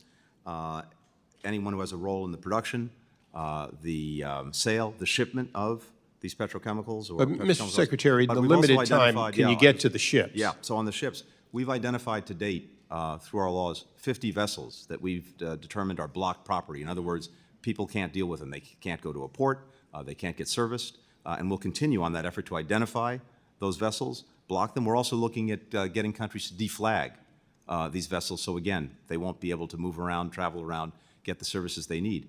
The sanctions that we have imposed have made all of this a lot more expensive for the Iranians as they try to evade them, get around them. They're not getting the revenues that they anticipated getting from their massive efforts to sell oil. Mr. Secretary, as I run out of time, let me just ask one final follow-up on that. I believe if Ronald Reagan were president, or someone like him, those ships would not be on the high sea. Do you have, or would you accept the authority from Congress, if you don't have it, to, in fact, seize those clandestine ships as Ronald Reagan would have? Remember, Ronald Reagan sunk 2 Iranian ships because of what they were doing. I believe strongly that if you don't have the authority, that Congress, on a bipartisan basis, would give you the authority to intervene, to capture those ships, to work with the flagged nations, to put all 400 out of commission. Will you commit to work with us on that effort? Well, as I think you mentioned, or one of our colleagues mentioned, we don't actually have a military at the State Department, so that's not our business. Our focus is on working with other countries and using our own authorities in the areas that we can to go after anyone who's engaged in shipping, supplying, transporting these products, and that's what we'll continue to do. Thank you, Mr. Secretary. Thank you, Mr. Chairman. Yield back. Gentleman yields. Chair recognizes Mr. Castro. Thank you, Chairman. Thank you, Secretary, for your testimony today. And before I start with my questions, I wanted to say thank you so much for your work, the work of Director Burns, our National Security Advisor, and others who have worked hard to achieve a ceasefire in the Israel-Palestine situation and also release of the hostages. So thank you for your hard work on that. I understand your position regarding jurisdiction and views on the recent announcement by the International Criminal Court's prosecutor to recommend warrants for the arrest of the Israeli Prime Minister Netanyahu and Israeli Defense Minister Gallant, as well as Hamas leaders. And you've also been a longstanding champion of both the UN system and other international organizations. The United States has also supported ICC investigations of Russian crimes in Ukraine and of crimes committed in Sudan and the Central African Republic. So I wanted to ask you, do you believe that the independence of the International Criminal Court should be respected? I have to tell you, Congressman, that the decision that the prosecutor made is both incredibly wrong-headed and, in my judgment, undermines the credibility of the court. You're right that we've sought to find ways to work with the court to support its efforts, including in Ukraine, Sudan, other places, but to have gone forward with these warrant requests, to do it in the way that it was done. First of all, the court itself, and I had a long conversation with the...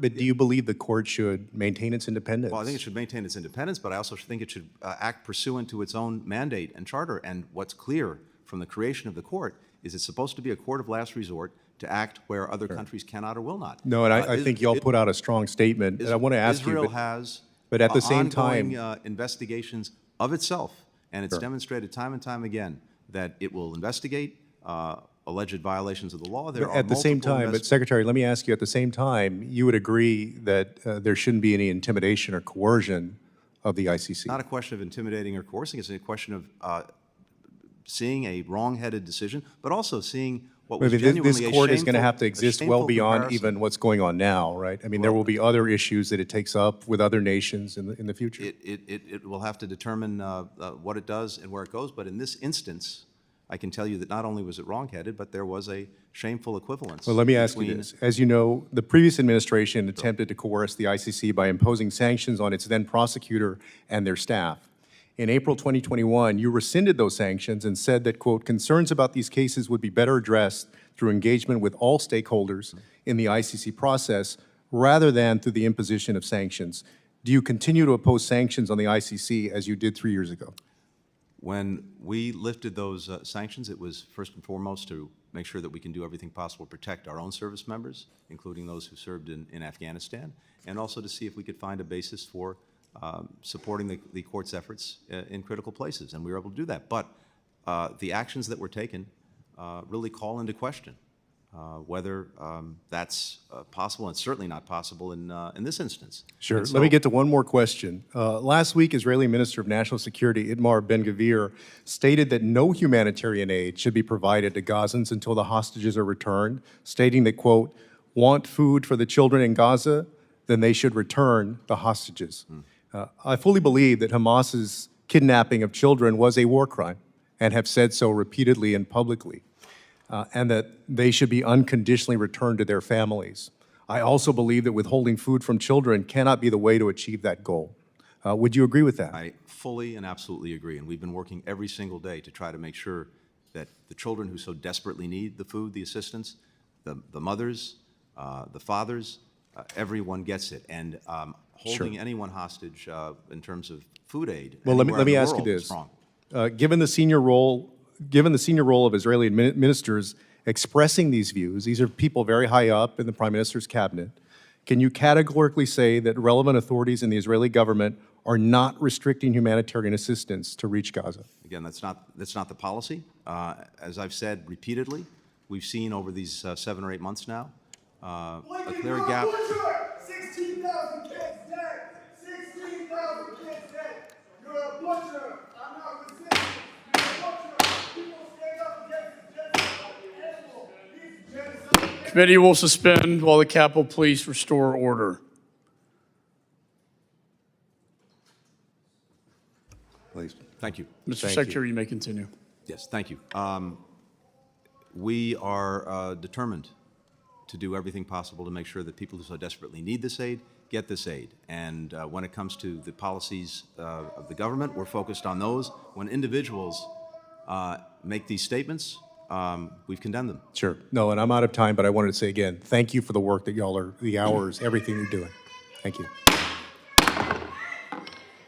Committee will suspend while the Capitol Police restore order. Committee will suspend.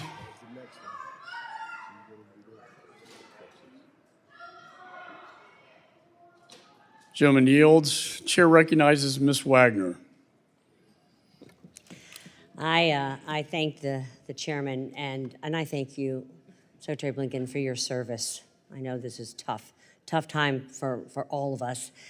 But sir, this administration is waffling.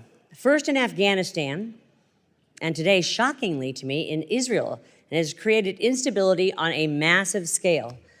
Secretary Blinken, the world, as we've all discussed here, is on fire, and conflicts have engulfed Europe and the Middle East, emboldening every single dictator from Putin to Xi to Khamenei to attack U.S. allies and interests.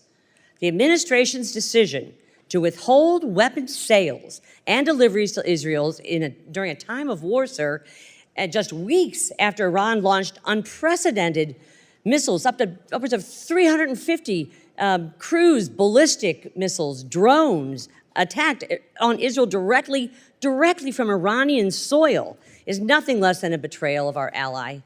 It is foreign policy malpractice, and I guarantee you that Iran and Russia and China are watching the United States turn its back on its most important Middle Eastern ally.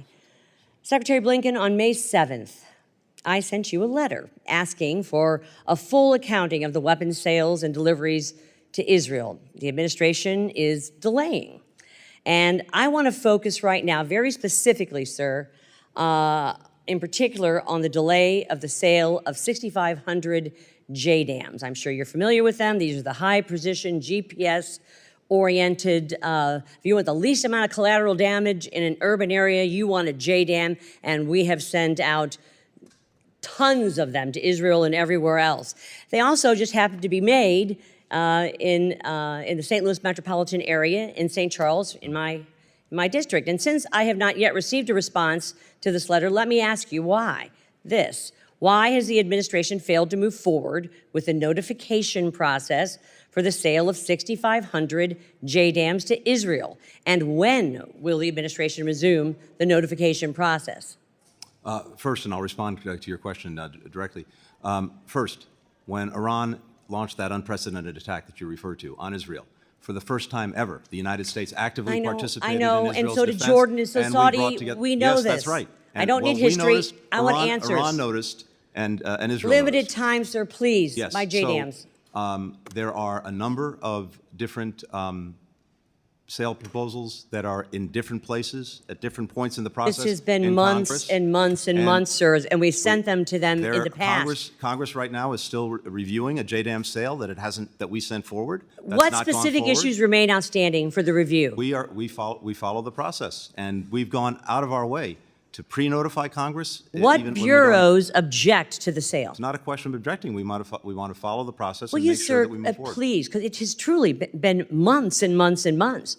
Will you commit to bringing your personal engagement to ensure the process for this specific case moves expeditiously? We're going to make sure that all of the cases move appropriately Well, and this one sure is expeditiously, not. including this one. Have any divisions within state conducted and any economic analysis to the measure and the impact of potential even job losses and furloughs because of your decision to pause this pending arms sale? And if not, why not? Because you know what, sir? My constituents in St. Louis greater metropolitan area, they were, this whole region, they rely on these jobs to pay for their mortgages, their car payments, the daycare costs, and they can't afford to lose their jobs to support this partisan stall tactic. They're sitting in a warehouse, 6,500 of them. There is no pause, and as I said, in many cases, including this one, we have previewed with Congress, which we're not at all obligated to do, sales that we were contemplating and had You not have yet not come decided to us on. to tell us this. So- We and read about there- this in there Axios, remain- the Wall Street Journal, and CNN.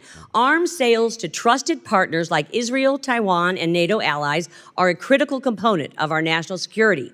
They are. Are you concerned that delaying sales to Israel will diminish our credibility as the arsenal of democracy? Again, we're following the process, and I invite you to look Well, at... the process has at- taken too darn long, and they've been sitting there for months, and no one's explaining what's holding them up, but you all. They've been signed off on. I mean, the United States, sir, has obligations to our friends and allies, including Israel.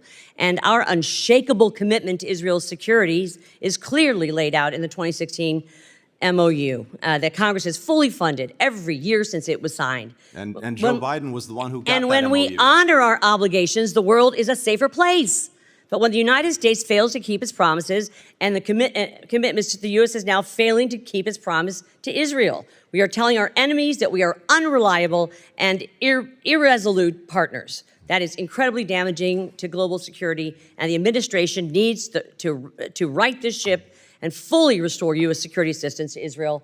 My time has expired, and I yield back. General yields. Chair recognizes Ms. Titus. Thank you, Mr. Chairman and Mr. Secretary. As you know, I represent Las Vegas, and we have an economy that's pretty uniquely dependent on tourism. Just last year, we had 359,000 jobs in tourism, $20 billion in wages, and almost $80 billion in overall economic input. But the excessive wait times for visas are really hurting communities like mine, at the different U.S. consular posts around the world. And just to put this in perspective, the World Cup is coming to the Americas in 2026. It's expected to attract 8 million international visitors. Some we think will come to Las Vegas from Southern California. Tickets go on sale December 2025. But in many countries, the wait time for getting a visa may make it already too late. In Mumbai, the next available interview is October 2025, just 2 months before tickets go on sale. In Bogota, it's February 2026, nearly 2 months after they go on sale. And in Mexico City, it's already too late. The available interview is in August 2026, which is a month after the World Cup is over. Now, I know y'all have been making progress lowering wait times. You have an expanded interview waiver authority. But what about the people who haven't been here before? And I think this problem is not only hurting us economically, but it's part of our soft power and our cultural diplomacy. So could you talk a little bit about how we can address this problem? Yeah, if you need additional resources, what the situation is? Thank you. No, I very much agree with you. We're intensely focused on this. In FY23, we issued more non-immigrant visas by over 20% than we did before the pandemic, which is when we started to have real challenges with both visas outside of the country, passports inside of the country. And we have reduced now interview times, the wait times for interviews, to pre-pandemic levels in every category except one, and the one is first-time visitors to the United States who are from non-visa waiver countries. So that's what we're intensely focused on now, making sure that those wait times come down along with every other wait time. The wait times that have come down, again, to pre-pandemic levels include the categories that are most impactful on the United States economy: students, temporary workers, maritime crew renewals, et cetera. But the focus now is on making sure that those who are coming for the first time and are not coming from a visa waiver country, that those times come down. Are you keeping in mind the World Cup is coming rapidly? Very much so. Well, we appreciate that. Thank you. My other question has to do with the Global Engagement Center. The Republicans on this committee seem to be confused about what that does, or maybe more importantly, what it doesn't do. And that's been made pretty manifest in this flawed so-called investigation that they're conducting. Would you talk about the national security consequences of failing to reauthorize the GEC? Yeah, thank you. As I mentioned, it's the only part of the United States government that is singularly dedicated to directing and coordinating our efforts to counter foreign propaganda and disinformation abroad.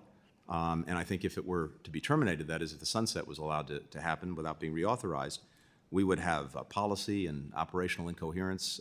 We'd have degraded public response to information manipulation by China, by Russia, by Iran, by other foreign actors, and a growing number of allies who rely on the GEC to help them develop the tools to expose and to deal with misinformation and disinformation also would be let down. We've seen time and again now the effectiveness of this organization in exposing that disinformation in other parts of the world, Could you including give in our us home an hemisphere. example of Sure. something so I that mean, it's really clear what the GEC does? For example, we've seen that Russian websites that were producing and disseminating disinformation, misinformation in the Western Hemisphere, in Africa, they were exposed, they were removed. We revealed a campaign by Russia targeting U.S. and Western health initiatives in Africa, trying to undermine the credibility of those initiatives. They were exposed, and we were able to deal with that. We revealed a campaign to launder Kremlin disinformation through local media in the Western Hemisphere, trying to gin up arguments against Ukraine, against NATO in our own hemisphere. Exposed, and we were able to more effectively deal with that. Similarly with China. We've seen Chinese disinformation in third countries about elections. We've done open source mapping through the GEC of their efforts to use surveillance and data collection in Xinjiang, which we've made available to people. So in a whole variety of ways, we've been able to not only expose this, but also working with countries. We now have 29 countries that use the GEC platform and hundreds of users to not only expose, but also help develop the tools themselves to take action to remove and deal with disinformation. But I want to emphasize, this has nothing to do with the United States. Ladies, time's It's not expired. focused on it. I'm sorry, you took a little more extra Not time, focused so on could you this, finish? on this country at all. It is entirely about misinformation and disinformation abroad being perpetrated by adversaries. Gentlelady's time's expired. Thank you. Chair now recognizes the gentleman from Florida, Mr. Mast, for 5 minutes. Thank you, Chairwoman. Thank you, Mr. Secretary. I want to talk about a few different areas of spending. My colleague just brought up the Global Engagement Center. Now, whether we're talking about GEC or state officially or USAID or U.S. Agency for Global Media, the fact of the matter is you guys put out solicitations, grants, sub-grants to the agencies that, or to the entities that get grants, NGOs, you name it, dollars spread across the globe. And this is the statement of what I believe should be a statement of policy bipartisanly between Republicans, Democrats in the House, those in the Senate. Until state, USAID, all those agencies start giving us notice of every one of those grants, sub-grants, solicitations, start giving us notice of every single one of them, we should not be giving you one more dollar. And I think the proof for why that is the case is in how, in far too many circumstances, you all really have no idea where the money is going. And I'm not saying it's easy to figure out where it's going in every circumstance, but that can't be the situation. And I'm going to reference a few different places.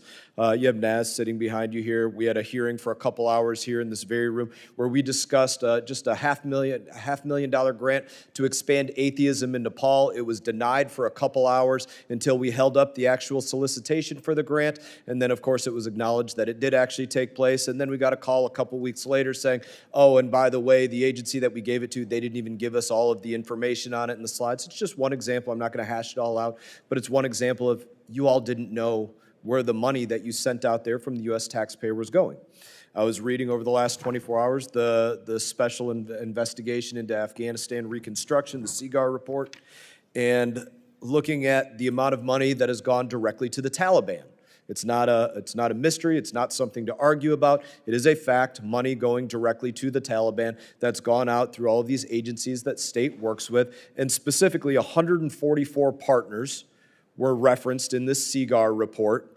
And when it talks about the 144 partners and the questions that they were asked, but of those partners, only 65 of them actually chose to answer to the Inspector General about where the dollars were going. The other 79 didn't even feel like they had to answer questions about where the U.S. taxpayer dollars were being spent. We saw it from the Pentagon just in the last day that on this massive pier that was built, that was worked on by you all, that none of the aid has yet made it to the people of Gaza yet. It's sitting in warehouses and other places. And again, it's just to the point that there is not nearly enough accountability, and we should be receiving every grant, every sub-grant, every awardee, every solicitation that should be sent through this body for review, whether in a classified or unclassified setting. Now, I do have a couple of questions on that.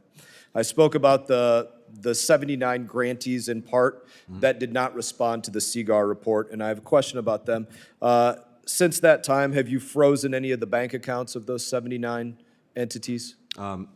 Congressman, we've looked very hard at the CIGAR report. I think it's important to note that money does not go directly to the Taliban. It goes to the UN, NGOs. We've dedicated about $2 billion.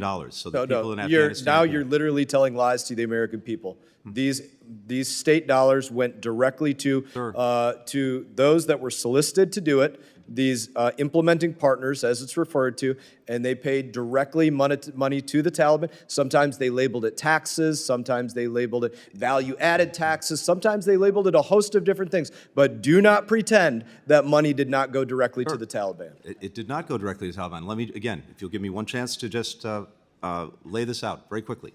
No.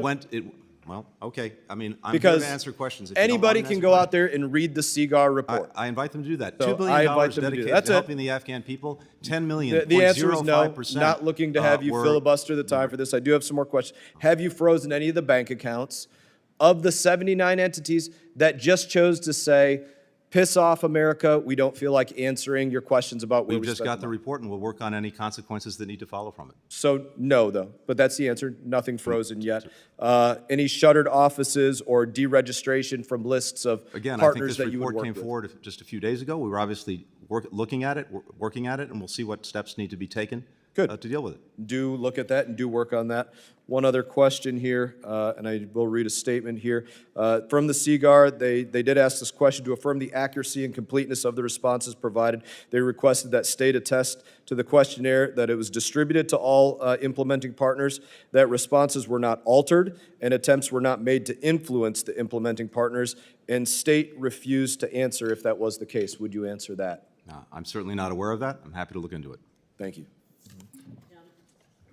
Time has expired. The chair now recognizes the gentleman from Minnesota, Mr. Phillips, for 5 minutes. Thank you, Madam Chair. Welcome, Mr. Secretary. Let me start by defending you, the overwhelming majority of those of us on this committee, in this entire Congress, Americans, Jews, Muslims, Christians, Buddhists, agnostics around the world, even Israelis and Palestinians, which is to say, we're all disgusted. We all want peace. We do not want war. We want prosperity, not misery.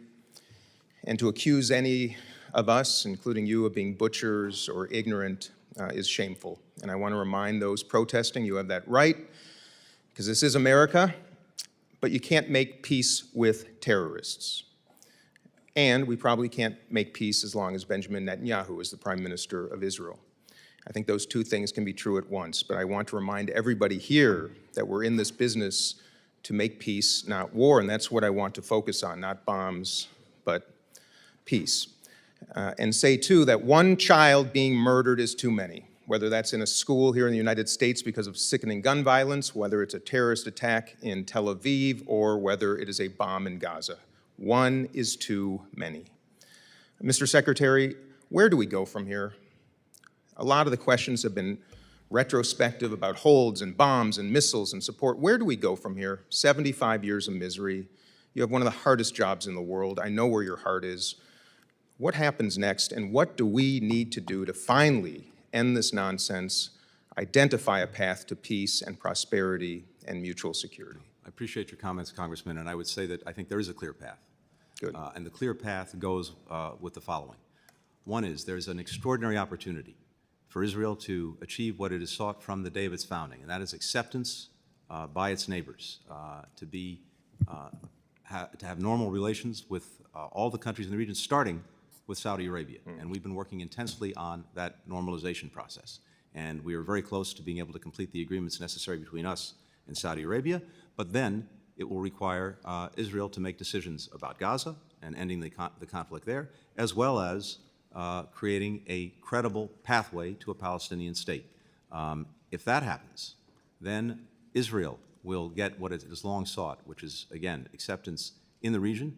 It will have partners who will be looking out for it, as we saw on April 13th and April 14th, when countries in the region, because of the United States, came to its defense against this unprecedented attack by Iran. Its number one threat, and one that we face as well, Iran will be isolated. And, of course, the resolution, finally, of the Palestinian problem can be achieved in ways that guarantee Israel's security. The bottom line is you have roughly 5 million Palestinians between the West Bank and Gaza, roughly 7 million Jews in Israel. Neither is going away. The Palestinians aren't going anywhere. The Jews are not going anywhere. There has to be an accommodation. Absent that accommodation, we are in for an endless repeat of this cycle. We will always do everything we can to make sure that Israel can defend itself and defend Israel as necessary. Good. But this path forward is clear, it's compelling, and it answers Israel's most profound needs. So I hope we can move down it. Is it fair to say that, based on your experience and the basic human condition, that when humans have something to protect, they act defensively, not offensively? Is one of the paths to peace that Israelis, we Americans, Palestinians, the Arab world should understand and recognize, the Gulf states, that people need something to protect? Yes, when you have something to protect, when you have something that you take pride in, then of course, that's what you want to do. I'm the ranking member of the Middle East Subcommittee, of course, with my dear friend Chairman Wilson. We traveled to the Middle East last in August. Of course, a lot has changed since then. Been to Turkey, Saudi Arabia, Israel twice. A lot has changed, of course, but my question is relative to the PA. You know, why is this not more of a focal point right now? We can't make peace with Hamas. What do we need to do? What does Israel need to do? What can we do to at least identify a potentially principled leadership group to represent Palestinians at a table, knowing, absent that, there is no path? Well, look, I agree with that. In the category of you can't beat something with nothing, one of the answers to durably getting rid of Hamas and making sure it can never come back again is to have a real alternative, one that can actually advance the interests of the Palestinian people, not destroy them as Hamas has done. And I only have a few seconds left. Please. Is Abu Mazen the man, or are there other able, competent, next-generation Palestinians? There's a new prime minister, there's a new government, there's a new program to get it reformed, to deal with corruption. We've engaged with the new prime minister. He's a serious individual who's trying, but he also needs the resources necessary so that the PA can deliver more effectively for the people it represents. Thank you for sharing my sentiment. With that, I yield back. Thank you, Mr. Secretary. Gentleman has yielded back. The chair now recognizes the gentleman from Tennessee, Mr. Burchett, for 5 minutes. Thank you, Chair Lady. Mr. Secretary, what do you think of Code Pink? I think that there are very passionate people who are expressing deep felt feelings. I may disagree with their views. I respect the right of people to make known their views. That's what this country is all about, of course, to do it in a peaceful way, to do it in ways that don't disrupt the ability to have a conversation, an engagement. But I know that people are, for the most part, motivated by deep felt feelings, beliefs, and passions. Well, I disagree with them when I'm crossing the street and a lady tells me they're going to kill my wife and daughter. So I think y'all need to rethink your supporter groups like that. Do you believe the Afghanistan withdrawal was a success? I believe that the President did the right thing in ending America's longest war. You know, Staff Sergeant Ryan Canals, his family's a constituent of mine, was killed there, and we were given testimony, and this has been told many times, but the Marine sniper had the suicide bomber in his sights twice, and we're told that leadership, State Department both canceled that his ability to take out that suicide bomber and 13 brave Americans, I believe. State Department has nothing to do with that. We don't give orders to the military. I know that that's you advise the military? We don't advise the military. We don't give orders to the military. Are you in contact with the military? Of course, yes, absolutely. All right. Should we be paying taxes to the Taliban? We don't pay taxes to the Taliban, as I think we were discussing with your Mr. Secretary, the Special Inspector General for Afghanistan Reconstruction has found at least $10.9 million of U.S. taxpayer money was paid to the Taliban in the form of taxes since the withdrawal of 2021. Are you saying that they're not telling the truth? Yeah, what happens is this, Congressman. We provided life-saving, desperately needed assistance to NGOs and the United Nations, which is spent in Afghanistan, $2 billion. Of that, according to the report, about $10 million, or 0.5%. Yes, so $10 million, maybe not a lot to you, sir, but I can guarantee the people in Tennessee that's a heck of a lot of money. That's a heck of a lot of money. And to brush it off as a minuscule amount, I think just shows how out of touch you are with the American people. That was a statement. That wasn't a question. You provided aid to Gaza, which was then stolen by Hamas. How many terrorist groups are we funding or supplying with aid? None. None. You're here to tell me that none of this money is flowing into... We are not funding them. We're not supplying them. When it comes to humanitarian assistance in Gaza, there have been instances where Hamas has seized the assistance, but it's not being done, and ask the Israelis, in a systematic way. To the extent that assistance is being diverted, typically it's because people are so desperate that they self-distribute the convoys. There have been incidents where it's been Hamas. Self-distribute? You mean Hamas stops the convoy and steals it, and then it gets desperate people. And the people in their leadership in Qatar or Qatar, whichever the case may be.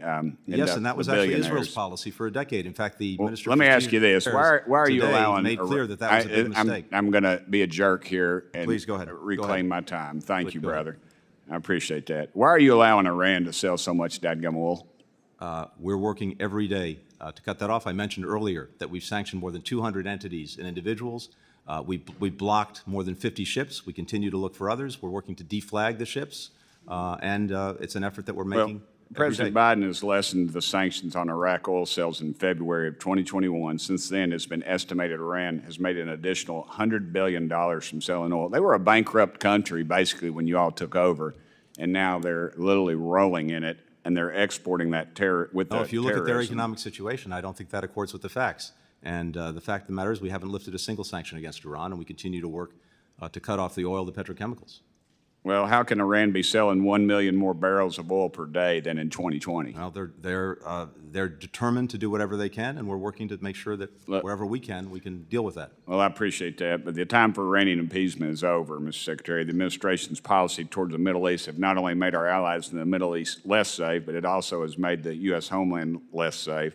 Iran is far richer now than it was 4 years ago. Nobody can argue with that. You can say all the statistics don't lie, just statisticians, and I believe you're following in their footsteps. And they are using this money to sponsor terrorism. Look around you, Mr. Secretary. Your plan is not working. Again, I go back to my original statement about Afghanistan. A young man lost his life. Every day at my farm, I drive out on the street named after Staff Sergeant Ryan Canals. His life was taken short. 13 brave Americans should be here today by a failure on your all's part. I yield back, Lady Chair. Gentleman yields back. The chair now recognizes the gentleman from Virginia, Mr. Connolly, for 5 minutes. I like Mr. Burkett, but I don't think I've heard such a radical alternative expression of reality in a long time.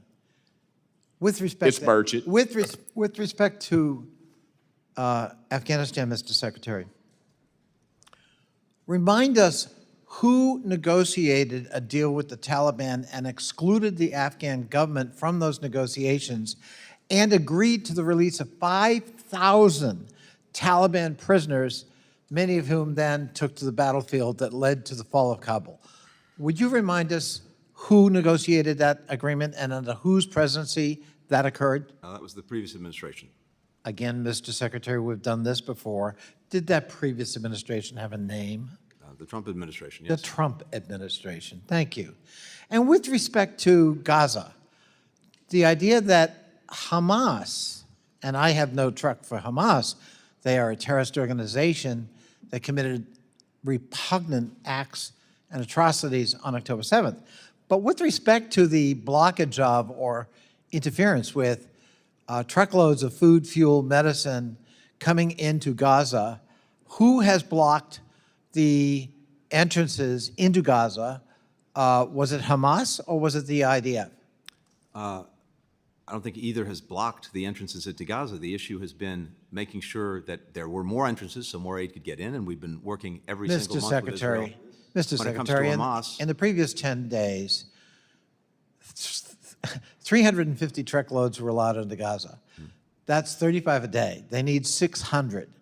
It isn't Hamas or Palestinian Authority that is blocking those trucks. It's somebody else. Well, I'll give you an example. In the last, just in the last couple of weeks, because of the operations around Rafah, the Rafah gate, one of the essential gates, was closed down.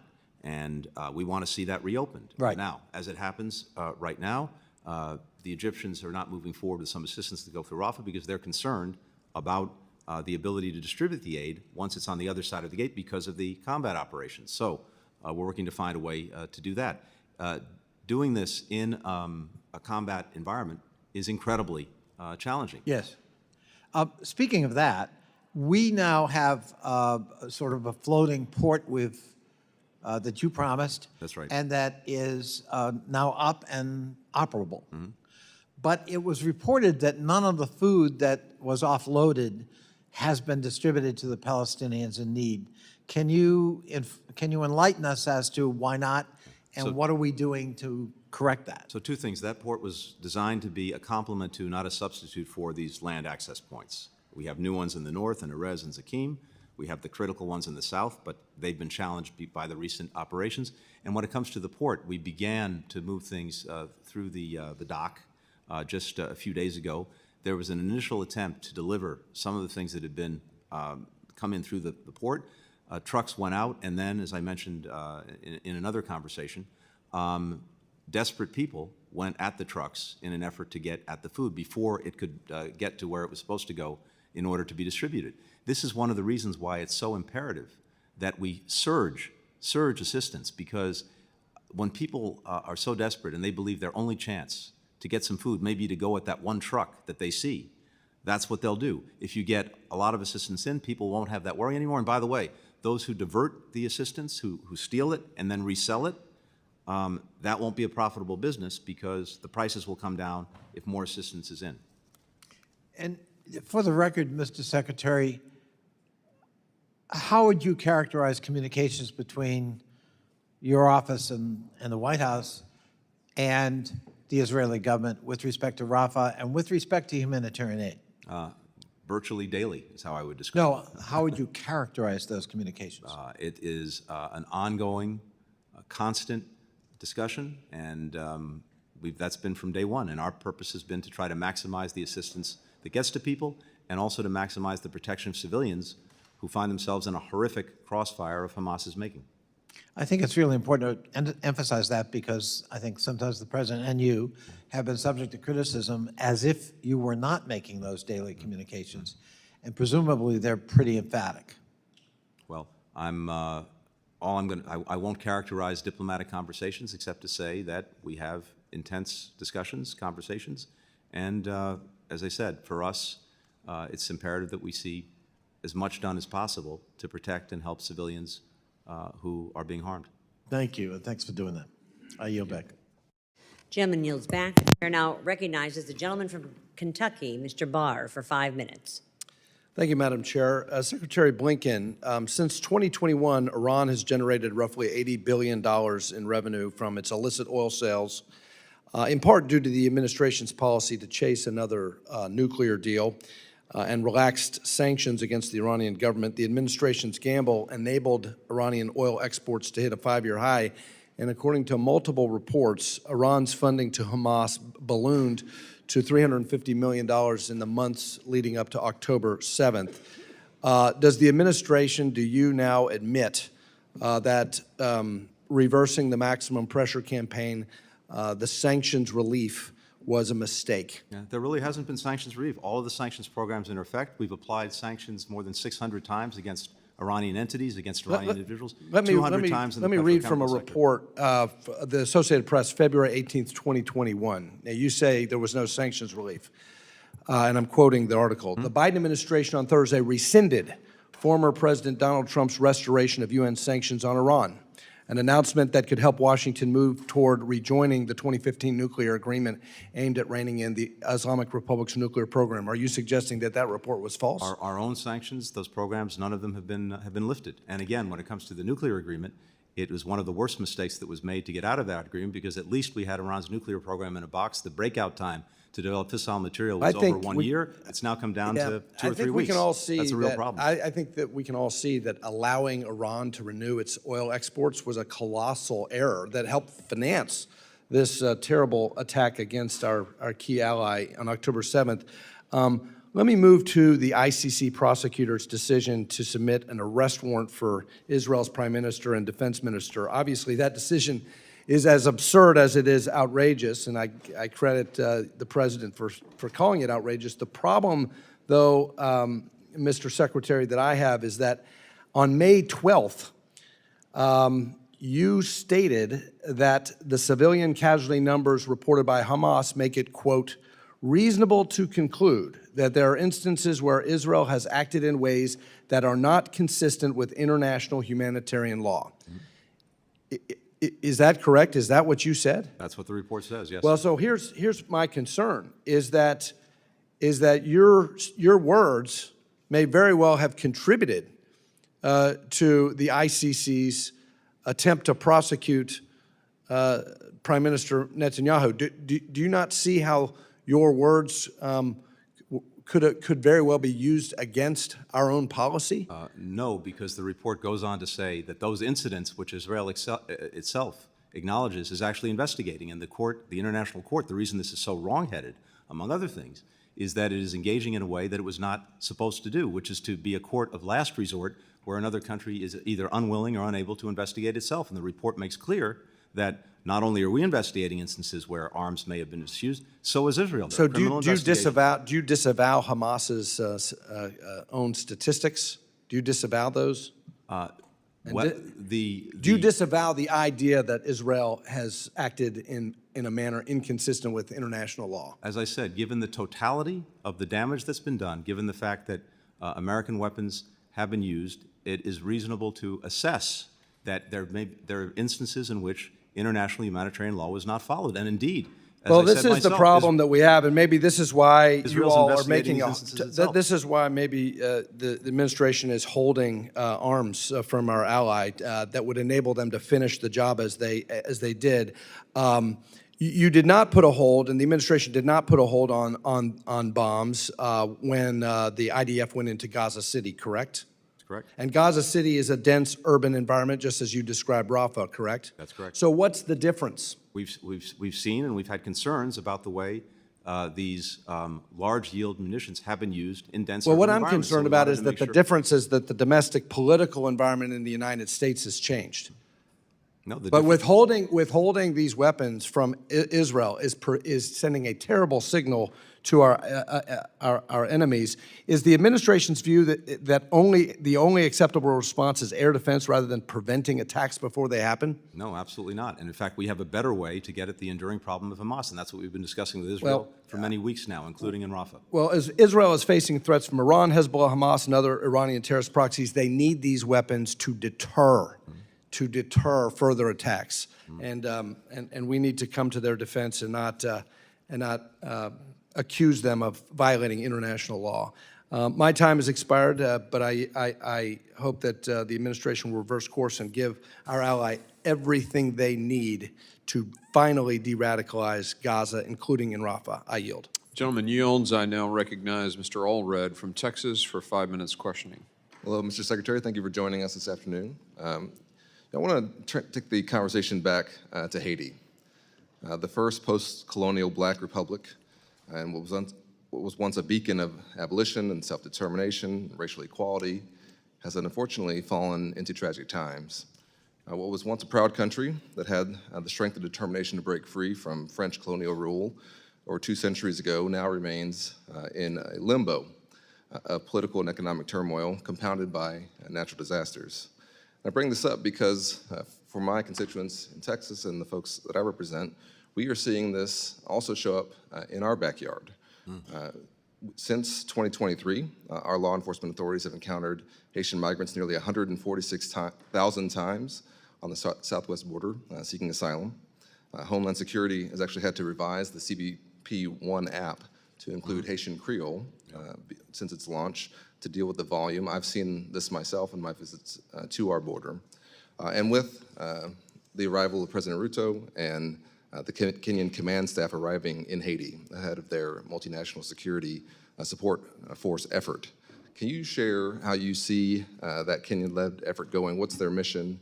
How are we supporting them? And can we support them as we continue to keep our other commitments around the globe? Thank you. I think this is a vital mission precisely because Haiti is really on a precipice of becoming a failed state. But we've seen positive developments in the last weeks that we need to build on. One, we have a transitional presidential council, which is starting to enable Haiti to get back on the democratic track and to get to elections in which it will have a properly mandated government. Second, we've actually seen the Haitian National Police, which is outmanned and outgunned by these gangs, stand up in more effective ways, including regaining control of the airport. Commercial flights have resumed.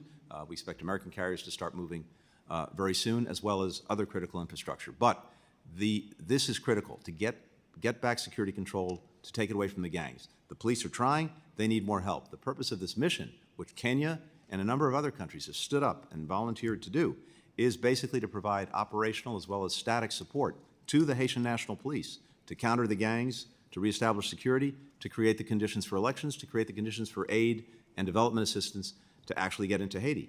It's time-bound, it's focused on police, and it's really focused on strengthening and bolstering the capacity of the Haitian National Police to take this on for themselves and to get that handoff. But they need some near-term support. That's what the mission would do. For us, this is not us policing the world because there are no Americans involved in this. Yes, the financing, the funding, it's critical that we play a lead role in that, but we have a number of other countries that have contributed significant sums to this, and now we really need to make the decision to be able to go forward with that funding. And it's your belief that we can support this multinational effort while also keeping our commitments to Ukraine and Taiwan or other allies? Yes, given the sums involved, absolutely. Yeah. And DOD is providing some in-kind support, but we also need some direct assistance that we're prepared to move forward with. Yeah. Well, I also wanted to ask you about recent reports of Russia's Wagner forces working to expand their operations in Haiti. Can you discuss that in this setting? In Haiti, did you say? Yes, sir. So let me come back to you on that. Okay. I haven't seen myself reports of Wagner. Unfortunately, we've seen reports of Wagner or its successors in too many parts of Africa, making terrible trouble for people in those countries. But I'll come back to you on Haiti. Well, I'm sure they're looking to take advantage of every spot where they can. And we've seen reports of international crime syndicates like the Colombian cartel that are providing automatic weapons to the gangs, which are now becoming more militias in Haiti. How can we counteract that, and what are we doing to address that? So I think that's critical. It's critical not only in Haiti, but it's critical in other parts of our hemisphere, including in Mexico. And we want to make sure that these gangs do not get guns, including guns coming from the United States. It's one reason why it was important that Congress federalized the crime of gun trafficking, so that we have better authorities to get at guns that are being illegally trafficked in our own hemisphere, including to Haiti. And the point you made, I want to come back to earlier, is that the challenging, more than challenging situation in Haiti is a driver of irregular migration. And it's clearly in our interest to make sure that we're doing what we can to give Haiti a better way forward so that we don't have that driver of irregular migration. Yeah.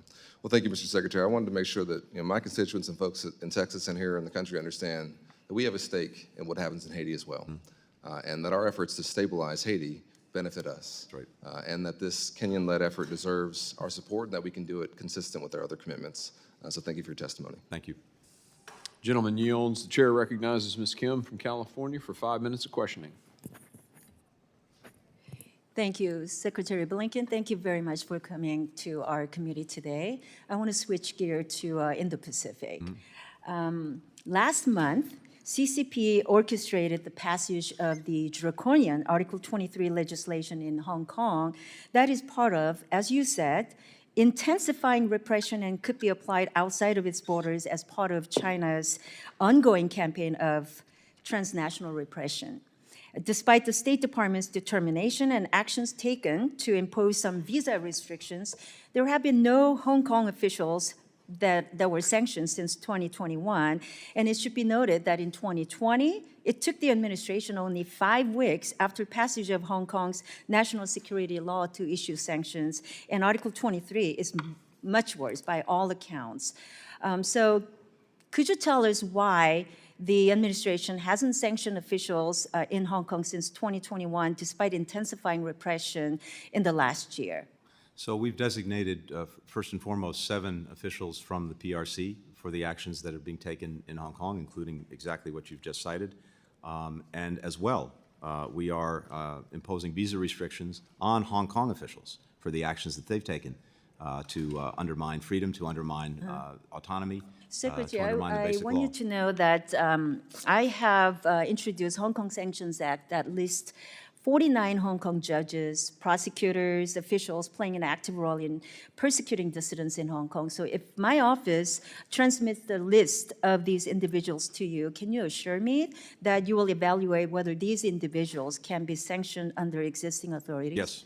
Thank you very much. I also want to ask you if you have any plans to impose targeted sanctions on perpetrator of that repression based on Article 23 that we talked about earlier. Yeah, we're looking across the board at taking necessary actions, including sanctions against individuals who are undermining Hong Kong's basic autonomy. Okay. And we'll continue to do that, but I'm happy to look at the list that you have. Thank you. Let me turn to Korean Peninsula issue. Special Envoy Julie Turner was finally sworn in by the State Department last October, but as you know, she was confirmed by the Senate, and it took months before she was finally sworn in by your department. So while I'm pleased that she's in the position and carrying out the mandates as noted by the legislation that we passed, I'm concerned that the Special Envoy Office is not given the proper attention by the State Department leadership. I've also heard some concerns from outside stakeholders that the office relies on staff from the Korea desk and other offices to carry out its mandate. So can you tell us what you're doing to ensure that the Special Envoy and the office of Special Envoy on Human Rights in North Korea is given all the tools it needs to fulfill that mandate based on that legislation? Well, in fact, I think as we speak, Special Envoy Turner is in Korea right now, in South Korea, working on this critical portfolio. And yes, I'm going to make sure that she continues to have the resources, the support that she needs. And in all of our engagements with... Does she have a separate staff just dedicated to that, so she doesn't have to outsource staffing and support from other offices? We want to make sure that she has what she needs, but of course, it would help if we got our budget passed and we were able to actually resource the department, including with the staff that we need across the department. Let me talk to you about Taiwan. As you know, Taiwan is a critical public health partner to the U.S. and plays an important role in the global health community. And you know, I passed the legislation, Taiwan WHO Act, that was signed into law 2 years ago. And it directs the administration to support Taiwan's observer status in the World Health Assembly. As you know, WHO is convening next week. And as of today, Taiwan has not been invited to be the observer at the 77th World Health Assembly. So what is the status of the State Department and your plan to implement this legislation and ensure Taiwan has a seat at the table? I fully agree with the legislation, and we've been working to achieve the results that it seeks, including Taiwan's participation in the World Health Assembly and organization, as well as in a whole host of other international organizations. Why not this year? Is there still time to invite Taiwan? We're going to work on it till the last second if necessary. We've been going around trying to lobby other countries to engage on this, and of course we've taken this to Beijing directly. It denies to people around the world the benefits of the extraordinary knowledge and expertise that Taiwan has and Taiwanese have. Right, seeing Taiwan has been time and time again how reliable a health partner it is, I think it's critically important that you do more to make sure Taiwan has a seat there. Yeah, I agree Thank with you you. very much. My time's up. I yield back. Gentlelady's time has expired. The chair now recognizes the gentleman from California, Mr. Liu, for 5 minutes. Thank you, Madam Chairwoman. Thank you, Secretary Blinken, for your public service. I want to start off by talking about action that you took that was very commendable. You eliminated the majority of assignment restrictions, and on a going forward basis, you are eliminating all of them. So I just want to say thank you for trusting State Department employees, and thank you for taking that courageous action. Thank you for your leadership. I'd like to now ask some questions about Ukraine. Russia invaded Ukraine for the second time in February 2022. And you were one of the folks that, in my view, made a decision to win. You went out there and tried to get air power to Ukraine. You were fighting to get fighter jets to Ukraine. As we saw things play out, unfortunately, the Pentagon appeared to have opposed that. Turned out you were right, because now the Pentagon is, guess what, getting air power to Ukraine.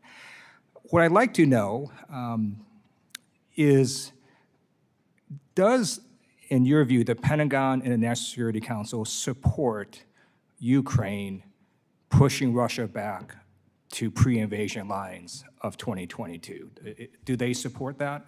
Yes, absolutely. And I think that the challenge is this, and it goes with every weapon system that's come up over the last 2 years. It's not sufficient to provide an F-16 or an Abrams tank. We also have to make sure that the Ukrainians have the training they need to operate them. We also need to make sure they have the ability to maintain them. So I think when the Pentagon is looking at these things, it wants to make sure that we can do it in a comprehensive way. So, for example, F-16s, yes, I very much support that, and have supported that.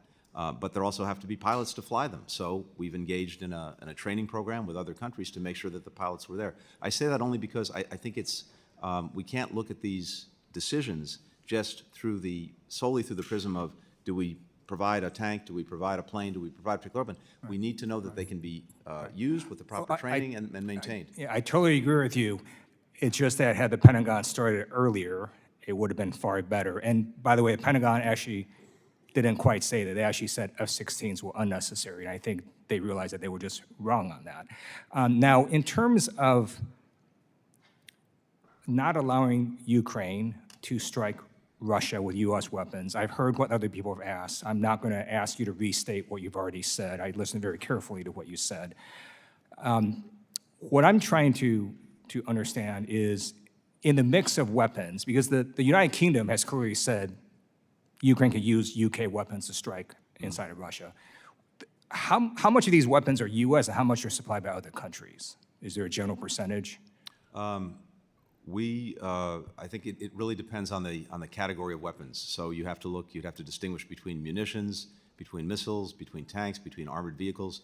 I can get you a breakdown, but it varies according to the category. Thank you. Are you convenient if you could do that? And I just urge you personally to get the Pentagon and NSC to do what you did, which is to make the decision to win. Now, I'd like to ask something about an action completely within the State Department's control, and just trying to understand the reasons why it hasn't happened yet.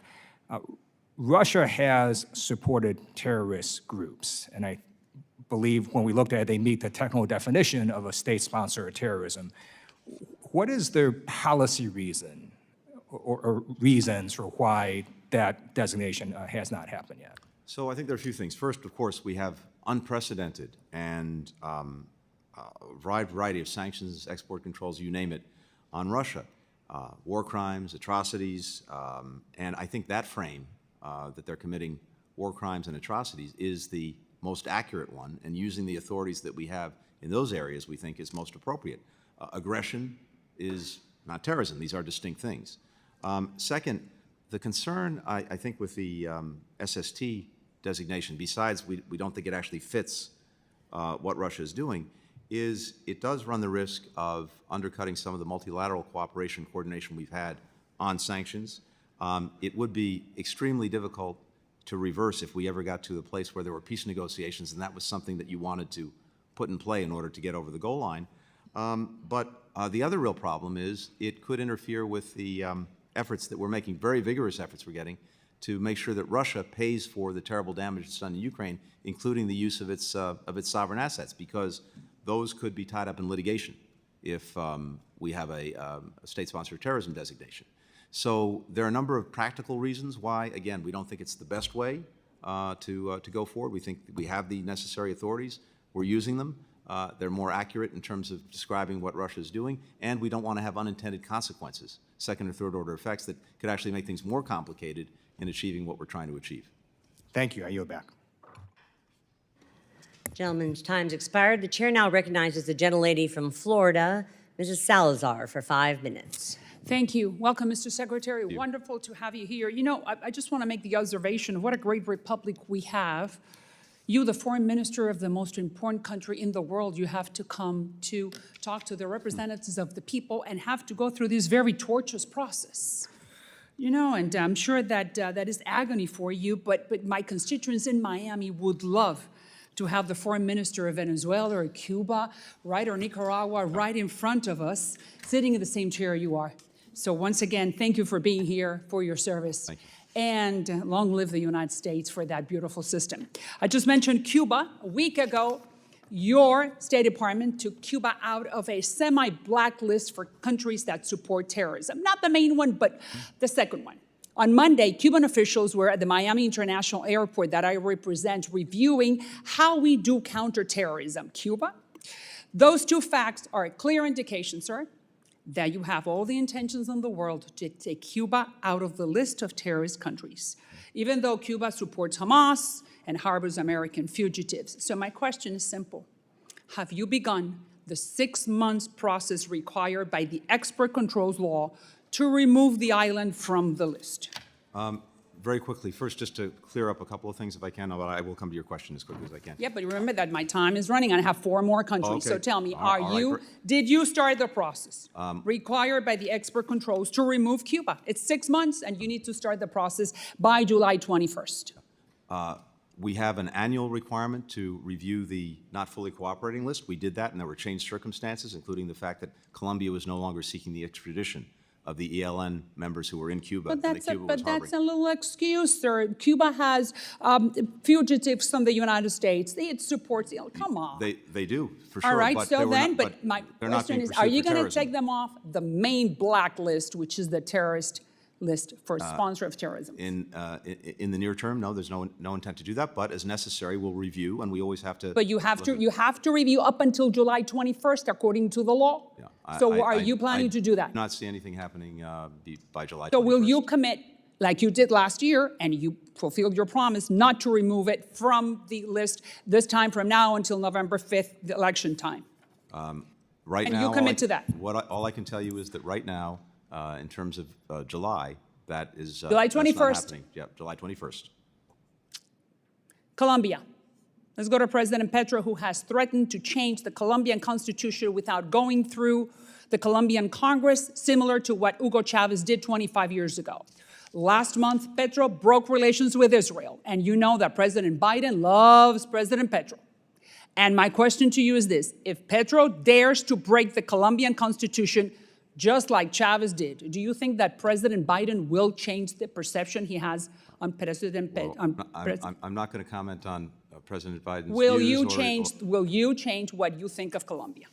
Let's see what actions are taken. We look to see in any country, partner, ally, adversary, Mr. the actions, not the Secretary, individuals. President Petro has said that he is going I'm to not gonna- change the Constitution. He said it himself. I appreciate, but let's see what actions are taken. I don't want to engage And in if he were to hypotheticals. take that action of changing the Constitution and becoming another Chavez. I am not expert enough in Colombia's constitution or its laws to know exactly what he is contemplating and what that would do or not do. Contemplating on perpetuating, of staying in power forever and ever, amen, just like Chavez did. That's what he's planning to do. Presumably, that would be something we would object to, but again, I don't want to get into a hypothetical because I just don't know the But by your facts. answer, you're giving him a green light to do that. You know that.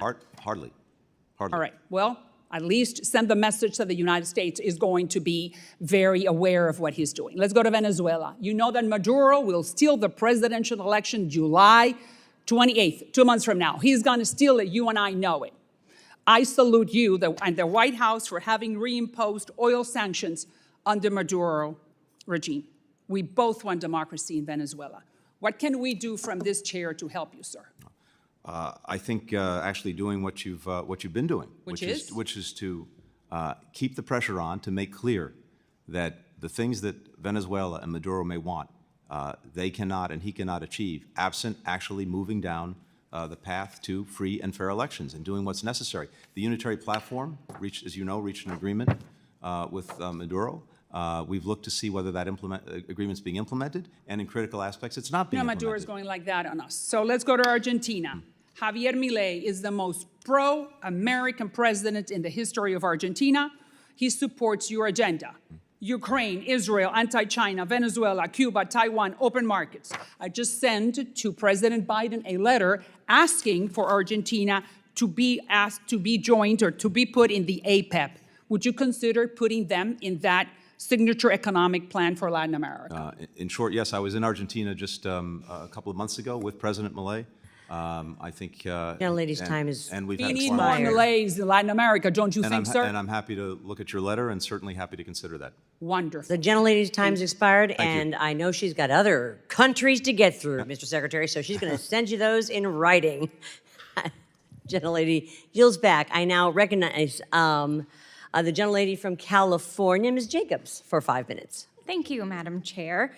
And thank you, Secretary Blinken, for testifying today. I first want to talk about Sudan, where conditions are getting more horrific by the day. The RSF and SAF continue to encircle al-Fashir, where more than 1.8 million displaced people are trapped in what has been described as, quote, hell on earth, and is at imminent risk of famine. The UAE, a top buyer of U.S. arms, has continued to fuel this war by providing material support to the RSF, despite repeating urgings from the Biden administration, including, I know, your own entreaties. It's time, in my opinion, to take stronger action, which is why I'm introducing legislation that prohibits the transfer of U.S. arms to the UAE until the president can certify to Congress that the UAE is no longer transferring arms to the RSF. Now I want to turn to Israel. Hamas's attack on October 7th was despicable and inexcusable. And I've also been horrified by the Israeli military's response, which has reportedly killed over 30,000 Palestinians. So while I support President Biden's pause on the 2,000-pound bomb sales, I was also disappointed by NSM 20 report that laid out compelling evidence of law of war violations, but stopped short of making a conclusive determination.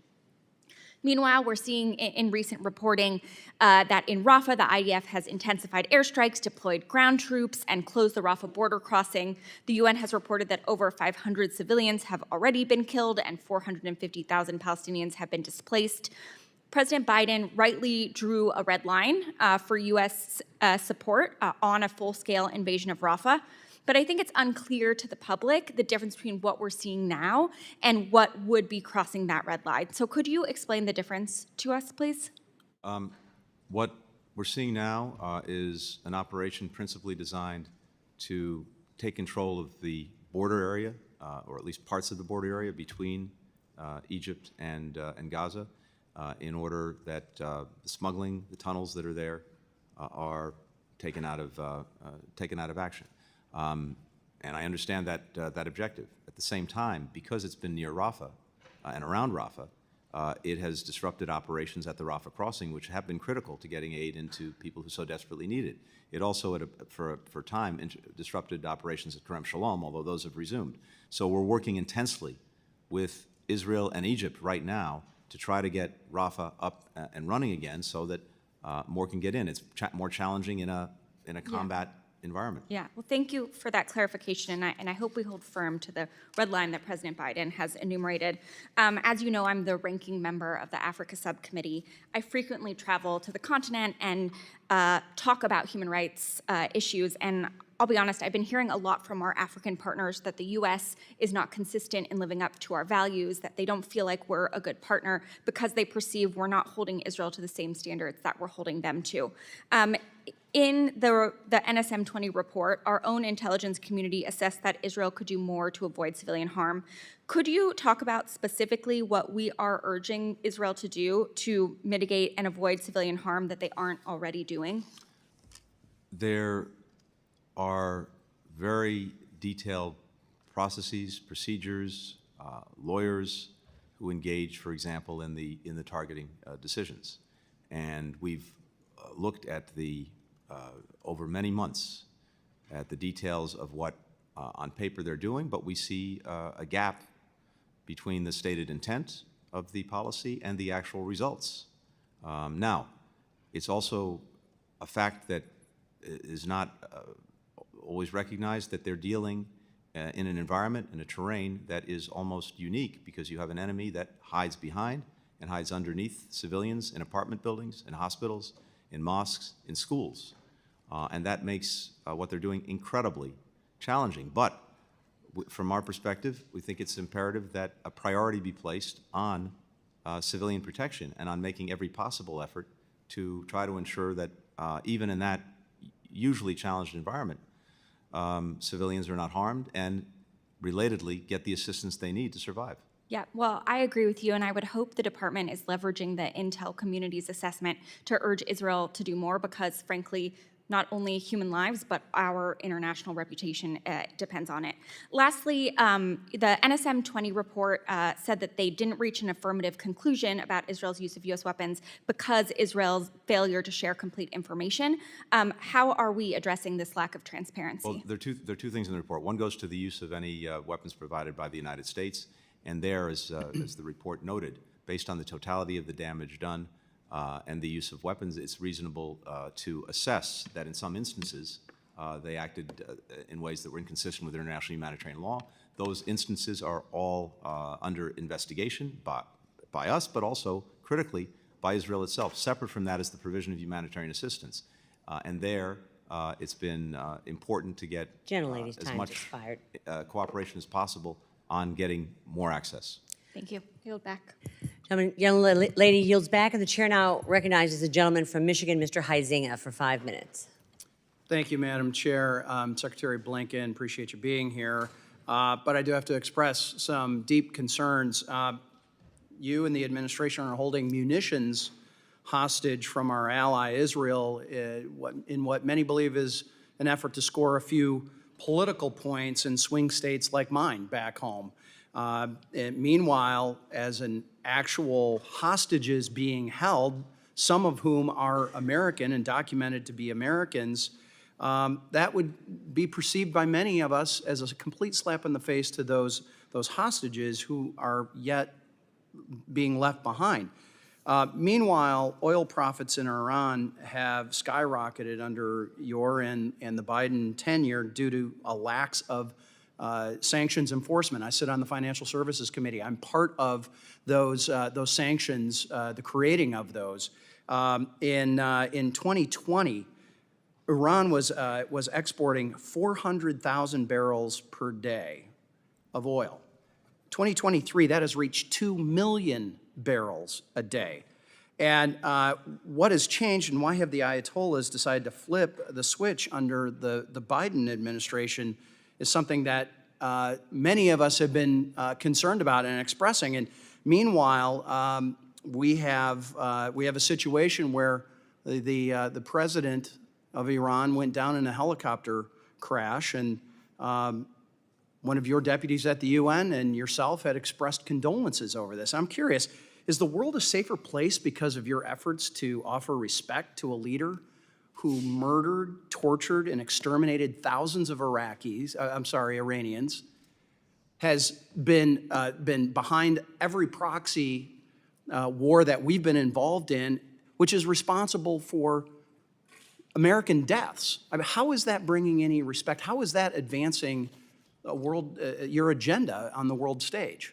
Our views of Mr. Arisi and the horrific actions he took both as a judge and as a president in repressing his own people, our policies toward Iran, including working to impose sanctions on more than 600 individual entities, 200 in the petrochemical sector, none of that has changed or will change, as I mentioned earlier. Why would you offer condolences and the official condolences of the United States government to somebody who has murdered our troops? When the leader of another country dies, as in the past, this has often been the case, we've expressed official condolences, but it doesn't go to our feelings about that person or the actions that he's taken. I wonder what my friend from Miami would think about us offering condolences to many of those Latin American leaders that we were just talking about.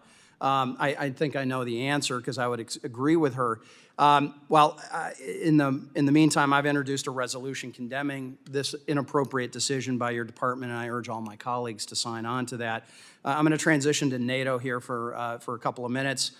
Just last week, I did something that's rarely done here in the U.S. Congress. I united foreign diplomats and a few members on this committee who were in a bit of an uproar when I dared to mention that certain countries are not pulling their weight by meeting a 2% defense spending benchmark in the NATO alliance.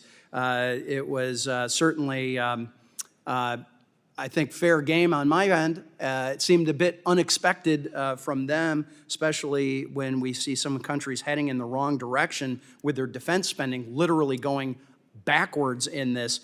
Do you believe your efforts will get the remaining 8 nations of Belgium, Canada, Spain, Luxembourg, Turkey, Slovenia, and Portugal across the 2% threshold by the agreed-upon 2024 timeline? I think by the end of this year, Congressman, we'll probably have maybe 20 or 21 of the 32 allies that are across the 2% threshold.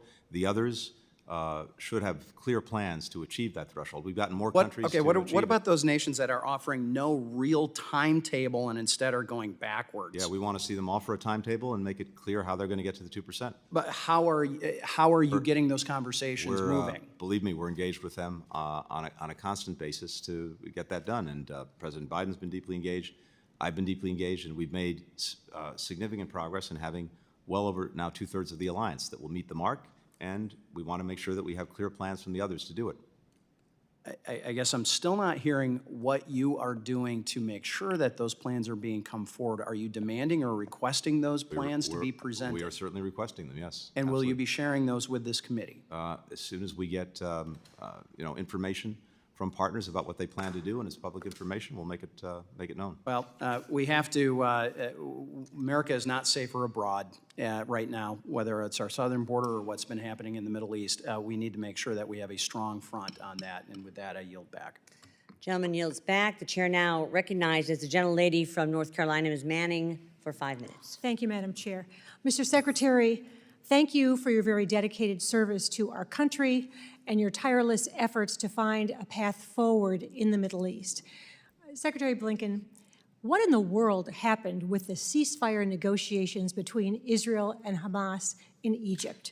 We were told first that Israel put a very, very good offer on the table with the approval of the U.S. Next, Hamas claimed that they accepted that offer. They blamed Israel for walking away. Then we recently met with the Egyptian ambassador who blamed the failure of those talks on Israel. And today, we heard reports that the Egyptians actually changed the terms of the Israeli offer before relaying that offer to Hamas. We have hostage families desperate to see their loved ones. We have no proof of life for the majority of hostages. We have American families desperate for an agreement that will release their loved ones. And now we learn that Egypt, a country we give millions of dollars in aid every year, failed to accurately and honestly convey a good ceasefire offer and then put the blame on Israel when the talks failed. What's really going on there? First of all, like you, I've met with so many of the hostage families repeatedly over these 7 or 8 months, and I am determined that we continue to do everything we possibly can to get them home with their loved ones. I know these people, and it's personal. Beyond that, what I can tell you is this. Both Egypt and Qatar have been intensely involved in the efforts to get a ceasefire hostage agreement. The last proposal that was put forward, and as I said, yes, it was a strong proposal by Israel that was put forward. Hamas said it agreed to it, but Hamas, made changes to the agreement that were unacceptable. So and the Egyptians did not make changes to the agreement? All I can tell you is the Egyptians have been an important partner in this effort, along with the Qataris, and we're continuing to try to get this agreement. I think it's the fastest way, of course, to get people home and to change the equation. But the Israelis did not walk away from that an agreement. No, the Israelis did not walk away, and again, Hamas is responsible for not. Again, it shouldn't have taken a negotiation to get to this point. Okay. Hamas could have and should have given up the hostages, put down its weapons, come out of hiding, surrendered. All of this would have been over on day one. Thank you. I have heard repeatedly that the U.S. wants to ensure that October 7th never happens again, and that we will do everything necessary to make sure that Israel can defend itself. And that's the term I keep hearing over and over. Do you consider Israel's war against Hamas to be a defensive war? Yes, in the sense that it needs to ensure that Hamas cannot do what it did on October 7th again. Okay, and do you consider Israel's fight against Hezbollah to be a defensive fight? In terms of deterring it from attacking Israel, in terms of making sure that people who've been forced from their homes in northern Israel, and Israel's lost sovereignty over its own territory because people have been forced from their homes, yes, dealing with that threat is important. Okay, in contrast to my colleague, I was surprised that the NSM 20 report clearly stated that there was no direct evidence that Israel has violated international law, and yet the report suggested that the high number of casualties reported by Hamas are akin to circumstantial evidence of violations. And I was particularly surprised by that because our own military experts have described Gaza as the most difficult battle space any military has faced in modern warfare. And isn't it reasonable to assume that that is a significant factor for the high level of casualties? It's certainly a contributing factor, and the report makes that very clear. But I think we also have to hold ourselves, and Israel has to hold itself to the highest possible standards when it comes to preventing But there was no civilian clear casualties. evidence of violation found, as Again, reported in that report. individual instances, many of them are being reviewed both by us And they're being by reviewed Israel. by the Israelis, correct? By the Israelis, that's also correct. Okay, I want to move on to another subject. I was recently in Israel. I visited Kfar Aza and the site of the Hamas massacre at the Nova Music Festival. I last night saw the important film created by Sheryl Sandberg documenting once again the horrific sexual violence that was used by Hamas as a weapon of war against Israeli women and girls of all ages. Do you have any reason to doubt that Hamas used sexual violence, rape, mutilation, barbaric humiliation against Israelis as a weapon of war? No. Why do you think so many international organizations have been so slow to condemn that sexual violence, and so many people continue to deny that that sexual violence against Israelis took place? It's a very good question. I don't have an answer for you. Could it be anti-Semitism? Again, I don't want to speculate, but it's a good question. Gentlelady's Thank you. I time yield has back. expired. Gentlelady yields back. The chair now recognizes the gentleman from Florida, Mr. Waltz, for 5 minutes. Thank you. Thank you, Madam Chair. Mr. Secretary, here.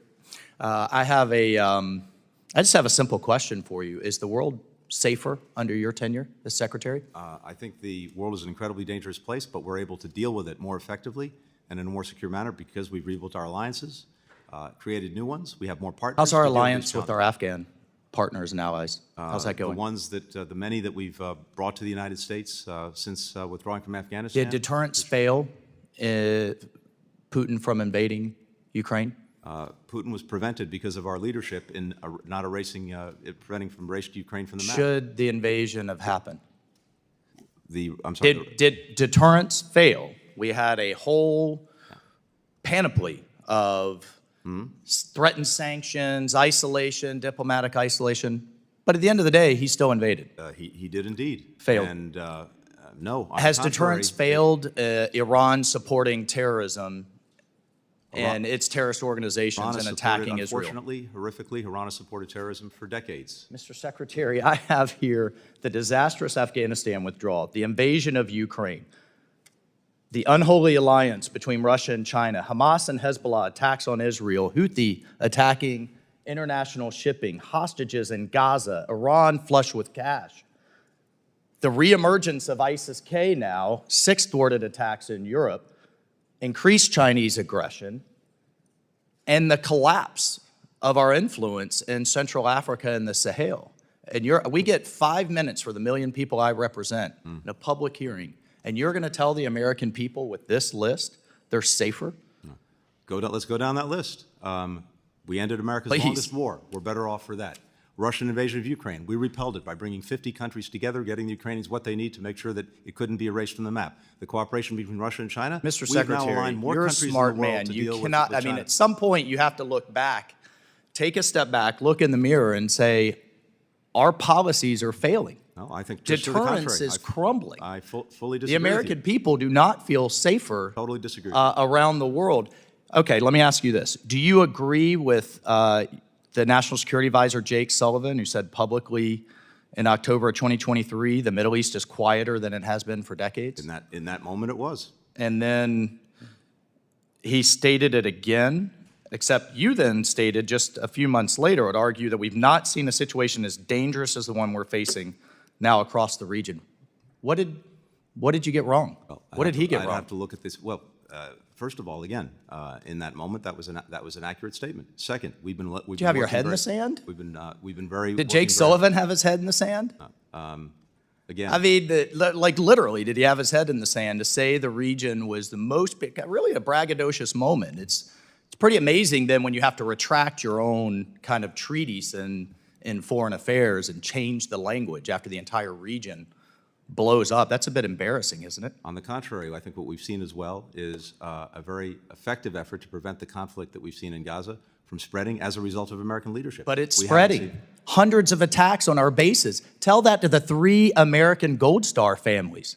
Let me ask you this. Did the Iranian government offer condolences to our Gold Star families on their death? Did they? I sincerely doubt it. I doubt it. But we offer it to the man behind their murder, Raisi, right? Okay. Let me ask you one more, and this one is near and dear to my heart, and I've engaged you privately, I've engaged you publicly, I've asked you about a particular SIV that is literally hiding day in and day out, being hunted by the Taliban. And I've gotten no response, Mr. Secretary, and that man is being hunted down as we speak, who stood and fought with us. Can I come back? Let's take that up. Can I come back to you on that? 'Cause I Please. want to make sure. I mean, I'm begging you in public for this man because I'm waiting for the moment when his family tells me Let me he's make sure dead. I come back to you on that. But more broadly, your department has testified they're processing 1,000 a month, 1,000 SIVs a month. At that rate, with the 125,000 that we're looking at 12 years. Is that acceptable? as these people are being hunted down by the Taliban? We've issued, since withdrawing from Afghanistan, we issued 45,000 SIVs. Is 12 years acceptable to I get wanna our do it- allies out? I want to do it faster. The yes more or no efficiently. question, is 12 years No, acceptable? we ought to be able to do it faster, but the part of that is I getting would just people- think that would be a simple no. Well, no, of course, we want to make sure that I'd like to get everyone 10 here years? tomorrow, but you've got to get people out of the country. 5 You years? have to- It's not a question of our processing ability, it's the ability to get them out For of the the country. veterans groups that are literally exhausting their own savings as the Taliban receives aid, portions of our aid, by the way, for these veterans groups, some of which have exhausted their kids' 529 plans, their savings plans, still trying to get these people out, what expectation can we give them? Gentleman's The time the has expired. expectation is that we are working every single day to do that. I hope the program, by the way, it gets extended through 26 because we desperately need it. We'll We get need them more numbers, but if it takes 10 years to Gentleman's time's to get expired. there, And if you can increase the cap too. we'll get it Chair- for you. The chair now recognizes And we'll the, follow up on, Okay, okay? thank you. Thank you. the chair now recognizes the gentlelady from Florida, Ms. Sherfilis McCormick. Thank you so 5 much. minutes. Thank you so much for being here, Secretary Blinken. I have a few questions for you about what's going on in Haiti. We've heard a lot of conversation during this hearing about holding back funds, partisan stalling tactics. But as we see right now with the MSS program, the U.S. has pledged over $300 million, of which $80 million is being withheld by Republicans who are sitting on this committee right now. And it's unfortunate that I haven't heard of anyone on the Republican side actually mention what's going on in Haiti, where we have more than 1.4 million people who are actually facing a famine. We have close to 400,000 people who have been displaced, and then we have gross acts of violence against women, girls, and boys every single day. And so my question to you really has to go down to, now what is going to be the cause, the impact of the delay of the funding to Haiti's MSS program? Well, the delay of the funding would mean that potentially the program can't go forward, and that we have, I think, a very important opportunity to turn things around and help the Haitian people turn things around by giving the Haitian National Police the support they need to fully and finally regain control of Port-au-Prince, the capital city, to deal more effectively with the gangs, to allow democracy to move forward in terms of an election, to allow humanitarian assistance and development aid to move forward, because in the absence of having control over the basic transportation hubs and infrastructure, none of that can happen. And we have countries that have stood up that are willing to take on this mission of supporting the police in a time-limited fashion, starting with Kenya, and President Ruto's here right now. But if we don't have that funding, we won't be able to support the program. And as I mentioned earlier, this is not America policing the world, because we don't have Americans on the ground doing this. We have others who've stepped up to do it, but we need to give them the support that they need Well, talking to about, do this I don't mission. mean to interrupt you, but talking about President Ruto, I spoke to him today, and he spoke about Kenya's commitment to helping Haiti and making sure that the Kenyan forces and the other forces have everything they need, which brings me to my next observation. When I speak to the leaders of other countries who have pledged their troops, who have pledged their dollars, they're questioning our commitment to this commitment to Haiti, who is our ally, which is another concern that I have, is that no one on the Republican side talked about our commitment and responsibility to Haiti, which is in our backyard, and who is actually our ally also, and how we're making, I mean, their actions by holding back funds is actually putting us in a position of weakness. And we see this playing out. Have you heard concerns from other countries about the ambivalence of the Republicans releasing the funds? Well, I don't think they talk about it in terms of parties, but they are concerned with our ability to come forward with the funds that we've committed to this effort, because we have a good number of countries who've come forward to make their own pledges, about $100 million, close to $100 million.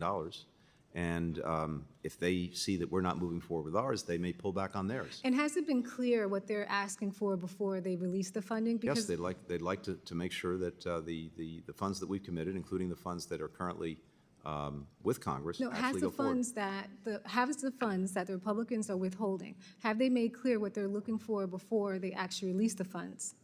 Well, I don't want to speak for anyone else. That wouldn't be appropriate. But we've had many briefings, discussions, conversations So to my going over the understanding, plans. we've And of had- course, it's totally appropriate for Congress to want to make sure that it sees and understands the plans and what the program is, and we've brought forward that information. So to my understanding, we've had over 80 briefings on the situation in Haiti and what's going to happen with the MSS, the that sounds right. goals, and we've outlined the safeguards and what's going on in Haiti. Is that correct? That sounds right. So do you feel like 80 briefing is sufficient for you to be confident to actually release the I would funding? hope so.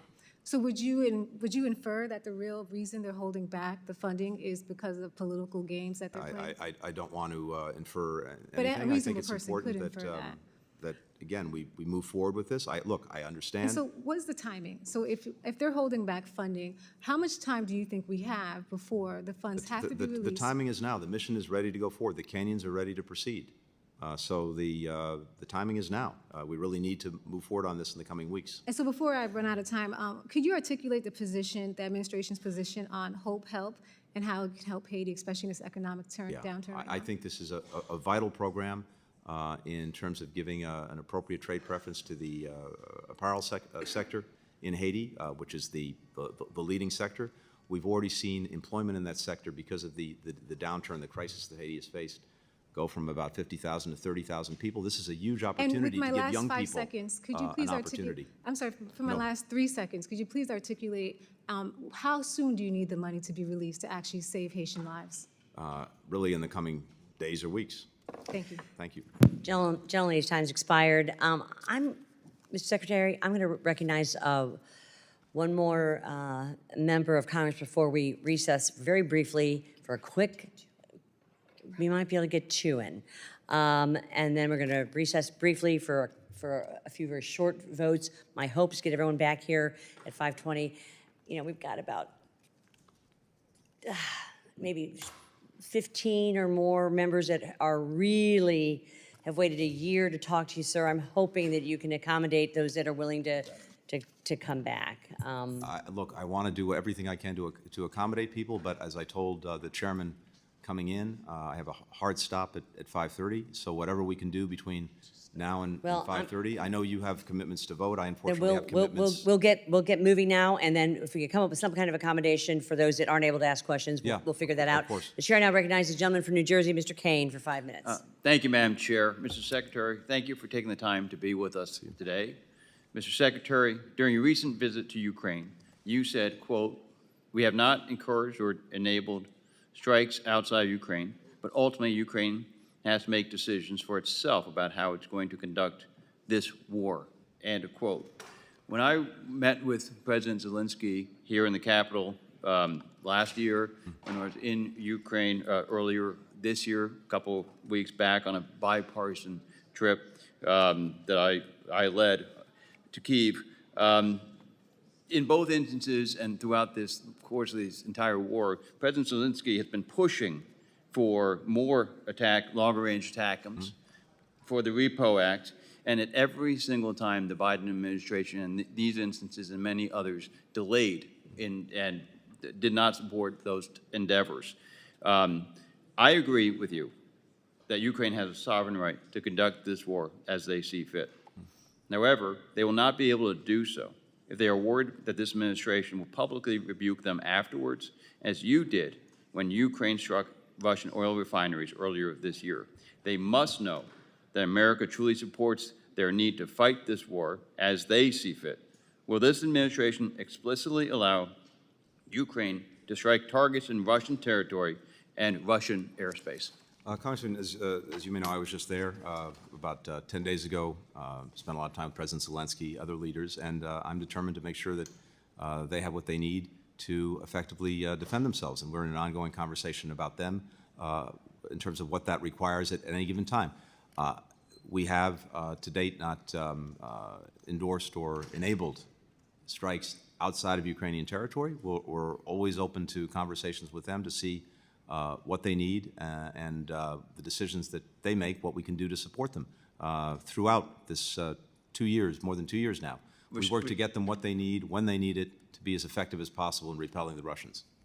Respectfully, this administration has with frequency delayed the weapons that President Zelensky has needed in a timely fashion to actually accomplish the mission of defeating Putin's illegal invasion of Ukraine. I urge you to reverse this dangerous policy. Russia has fought this war with gloves off since day one, and we cannot continue to tie Ukraine's hands. Has the administration indicated to Israel any limitations on its use of U.S. origin weapons against Hezbollah as it has with Hamas in Rafah? Against Hezbollah? No. Okay. Well, the administration has made it clear that they do not want Israel to decisively win its war against Hamas. Oh, we do. We do. I think we Hamas we started very much do. because they do not want Israel to undertake a significant operation. The question in is whether Rafah. that will be effective and whether that will be enduring. We believe we have a better way to deal with a problem we both agree has to be dealt What with, is your, and that is Hamas. if I may, Please. what is the administration's current policy regarding the acceptable end state that is the evil that is Hamas at the end of this war if you do not support a Rafah operation? We do not want to see Hamas governing Gaza. We do not want to see Hamas representing an ongoing threat to Israel, the ability to repeat what happened on October 7th. And we're united in that goal. The question is how best, how most effectively to achieve it in a way that's enduring. By delaying Israel the weaponry necessary to defeat the evil threat that is Hamas, you are hurting the situation, not helping it. I yield back. Thank you. Gentleman yields back. The chair now recognizes the gentleman from Arizona, Mr. Stanton, for 5 minutes. Thank you, Madam Chair. In about 2 weeks, the people of Mexico will head to the polls to elect a new president. The outcome will have wide-ranging impacts in my home state of Arizona and the entire United States. Arizona, America, and Mexico's fates are intertwined, not just as geographic neighbors, but as strategic partners in tackling increased global migration, illicit fentanyl trafficking, and water scarcity on both sides of the border. There are incredible opportunities before us. Mexico recently overtook China to become America's largest trading partner as President Biden and congressional leaders work to bring advanced manufacturing back to the U.S. Nearshoring supply chain components in Mexico and Latin America becomes all the more critical, particularly for national security. Secretary Blinken, I have a few questions about the outcome of the Mexican elections and how they might impact U.S.-Mexico relationship, and I ask you to keep your answers brief for timeliness. First, a record number of migrants crossing the U.S.-Mexico border has severely strained Arizona's state and local resources. We have to reestablish operational control of the southern border, and Mexico needs to do a lot more to manage U.S.-bound migration. Mr. Secretary, how does the department intend to work with the new Mexican government to limit migrants transiting through the country? We're already working intensely with the current government. That will continue under the next government, whatever it is. We've seen a decrease in migrant encounters from Mexico since December, going down from about 11 or 12,000 to 4 or 5,000. We want to do even more. And by the way, I think the bill that currently before Congress would be an important step in that direction. We hope that bill gets a hearing on our side of the Capitol. Illicit fentanyl is devastating American communities, almost all of it produced by Mexican drug cartels with precursor chemicals imported from China. A fact the current president of Mexico has repeatedly refused to acknowledge. Tough diplomacy brought China back to the negotiating table last year on this critical issue. How will the department work with the incoming Mexican administration to halt the import of Chinese precursor chemicals? Again, we've been working intensely with the current Mexican government on that. We've seen increased collaboration in terms of trying to bust up the criminal cartels, the enterprises on the Mexican side of the border. We've seen enhancements to the border itself in terms of screening technology to try to catch the fentanyl before it gets across the border. We have a whole-of-government approach. We're not only engaging the Mexican law enforcement authorities, but the regulatory authorities and others to make sure that their own companies are not engaged in the illicit diversion of these chemical precursors. And I have to say, I think the cooperation has increased significantly, and of course we want to do even more, and that will continue, that needs to continue, irrespective of the new government. A secure global semiconductor supply chain is essential to the success of domestic investments made under the CHIPS Act. I've introduced H.R. 8414, the Bipartisan Semiconductor Supply Chain Security and Diversification Act, to promote investment in a regional semiconductor ecosystem in Latin America. There are ample opportunities for the United States and other foreign companies to nearshore operations in Mexico, particularly in the semiconductor supply chain. However, I've heard from CEOs of major corporations concerned about the threat of violence and extortion from Mexican drug cartels, which President López Obrador has not adequately confronted. How will the State Department encourage the new Mexican administration to counter the drug cartel's violent crime and reassure American businesses evaluating the viability of Mexico as a nearshoring destination? We've made exactly that argument to the current government, which is there's a tremendous opportunity, exactly as you've described, to nearshore, to have Mexico be a critical part of the supply chain. But the business environment itself, including the regulatory environment, and making sure that the private sector can do what it needs to, is critical. And yes, the security environment is critical as well. Finally, water security is critical to the desert Southwest, and Mexico has been a key partner on the Colorado River. While Mexico's recent commitment to additional water conservation is helpful, we simply cannot solve this crisis without a long-term solution that ensures cuts are shared among all basin users, including our friends in Mexico. Mr. Secretary, what steps is the U.S. taking to make sure Mexico will share in the pain and conserve the water necessary to protect the system in the long term? Yeah, I fully agree with you on that, and we've been very much engaged on that. They're not meeting their water delivery commitments to the United States under the 1944 treaty that we have, as you know well, and have been very engaged on. Delivering right now, the amount of water at the 3-year mark of their 5-year commitment is way below where it needs to be, and it's unlikely they can meet what they need to do by the end of the 5 years. We've engaged intensely on this, including recently with President López Obrador, with the foreign minister. I saw her just a couple of weeks ago on this. The officials, the state officials in Tamaulipas and Chihuahua, and we want to see this get done. It's imperative that it happen. They also, I think, have told us that their own elections may be what's an impediment to getting this done. The elections are June the 2nd. So let's see where we are after June the 2nd. Thank you very much, Secretary. Yield back. Gentleman's time has expired. I now recognize myself for 5 minutes. Mr. Secretary, do you agree with Senator Schumer's call for regime change in Israel? No. Well, let me say this. I don't, I'm not sure what call you're referring to, but Senator Schumer stood on the Senate floor, I'm sure you saw the speech, and demanded regime change in Israel. That's not for. Do you agree with Senator Schumer? Not for us to decide who Israel's government is. So yes or no? Do you agree? I didn't. That's not what I heard him say. But regardless, it's not for us to decide who Israel's government is. Do you agree with Nancy Pelosi that Prime Minister Netanyahu should resign? Again, it's not for us to say. These are decisions for the Israelis to make. Do you agree with the Hamas Ministry of Health's death toll? The precise figures we can't validate. The general number of dead, wounded, injured. We know it's the toll is terrible, and the Israelis acknowledge that themselves. So we don't have an actual count?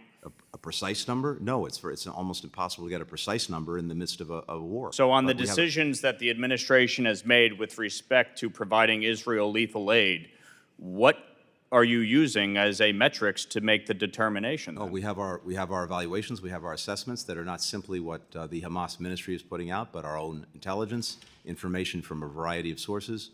So do you reject the Hamas Ministry of Health's numbers? In terms of the precision of the numbers, I can't validate those numbers, but generally speaking, the rough number is of the total position deaths, of the State Department that they're not accurate? Again, are they accurate to the person? Of course, we can't validate that. It's impossible to do that. The United Nations recently revised down the death toll by almost 50%. Do you believe that to be accurate? Again, those with absolute precision, we can't say. But listen, if it's 14,000 children or 7,000 children, it's still 7,000 children too many. Do you blame Israel or Hamas for that? I blame Hamas has created this the crossfire that so many of these people are caught up in. Okay, you agree they use their own innocent civilians as human shields, I do, correct? but I also believe that Israel must maximize every possible effort to protect civilians. Well, didn't the State Department put out a report saying that they are? We put out a report that went through this in some detail, both in terms of the use of weapons and also humanitarian And what assistance. did your report find? Is Israel using maximum care or no? Our report found that based on the totality of damage that's been done, it's reasonable to assess that in some instances, Israel has acted in ways that are not in accordance with international humanitarian law. Those instances are under a review and investigation by us, but also critically by Israel. And that's the important point as well. It has the ability to self-police, and we have to hold ourselves, whether it's Israel, the United States, or any other democracy, to the highest possible standards in war, even a war that was brought to them by a vicious terrorist group and one that engages in practices like hiding behind civilians. Even there, they and we have an obligation to do everything possible to make sure that to the best of our ability, civilians are not harmed. And do you think that they're doing that to the best of their abilities? I think that there's a gap between the intent that's stated to do that and some of the results that we've seen, and we want to make sure that that gap is closed. So do you believe Israel is committing a genocide? No. Why did the State Department mourn the death of President Raisi? We've offered official condolences in the past when countries lose their leaders. That doesn't change in any way the fact that Mr. Raisi horrifically repressed his own people as a judge and then as president of the country. It doesn't change in any way our policy toward Iran. You agree Iran is the greatest state sponsor of terror, correct? If it's not number one, it's certainly very near the top of the list. Okay, and do you agree that they fund Hamas about roughly 93% of their budget? Hamas has been significantly funded by Iran. Of course, Hamas has also been funded by other sources, but Iran, yes, is a significant Do you funder. believe that Iran and its proxies, Hamas, want to wipe Israel off the face of the earth? I do.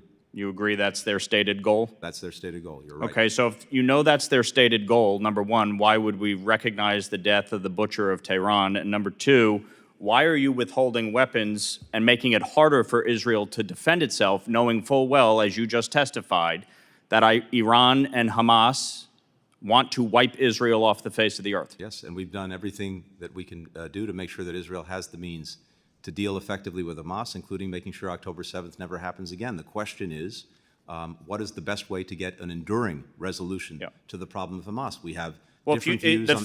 The best way to do it is for Hamas to surrender and release the hostages, Yes, is it not? Yes, Okay. absolutely. So this administration has been an abject disaster when it comes to Iran. Since Joe Biden took office, Iranian petroleum sales are up $88 billion. It's why I fought to get my bill, the SHIP Act, and the Iran-China Energy Sanctions Act passed. Are you prepared to enact these into law as part of the administration? And what steps have been taken since this bill was passed weeks ago to start enacting the SHIP Act? We have found and deemed as blocked more than 50 ships. We'll continue to identify others. We're working to deflag ships so that they can't move and get services from port to port to get at the fleet that is conducting the illicit trade in oil and petrochemical products. And you agree China is the biggest purchaser of Iranian petroleum? China is certainly, again, either at the top of the list or near it. Yes. Thank you. My time has expired. I now recognize Madeleine Dean for 5 minutes.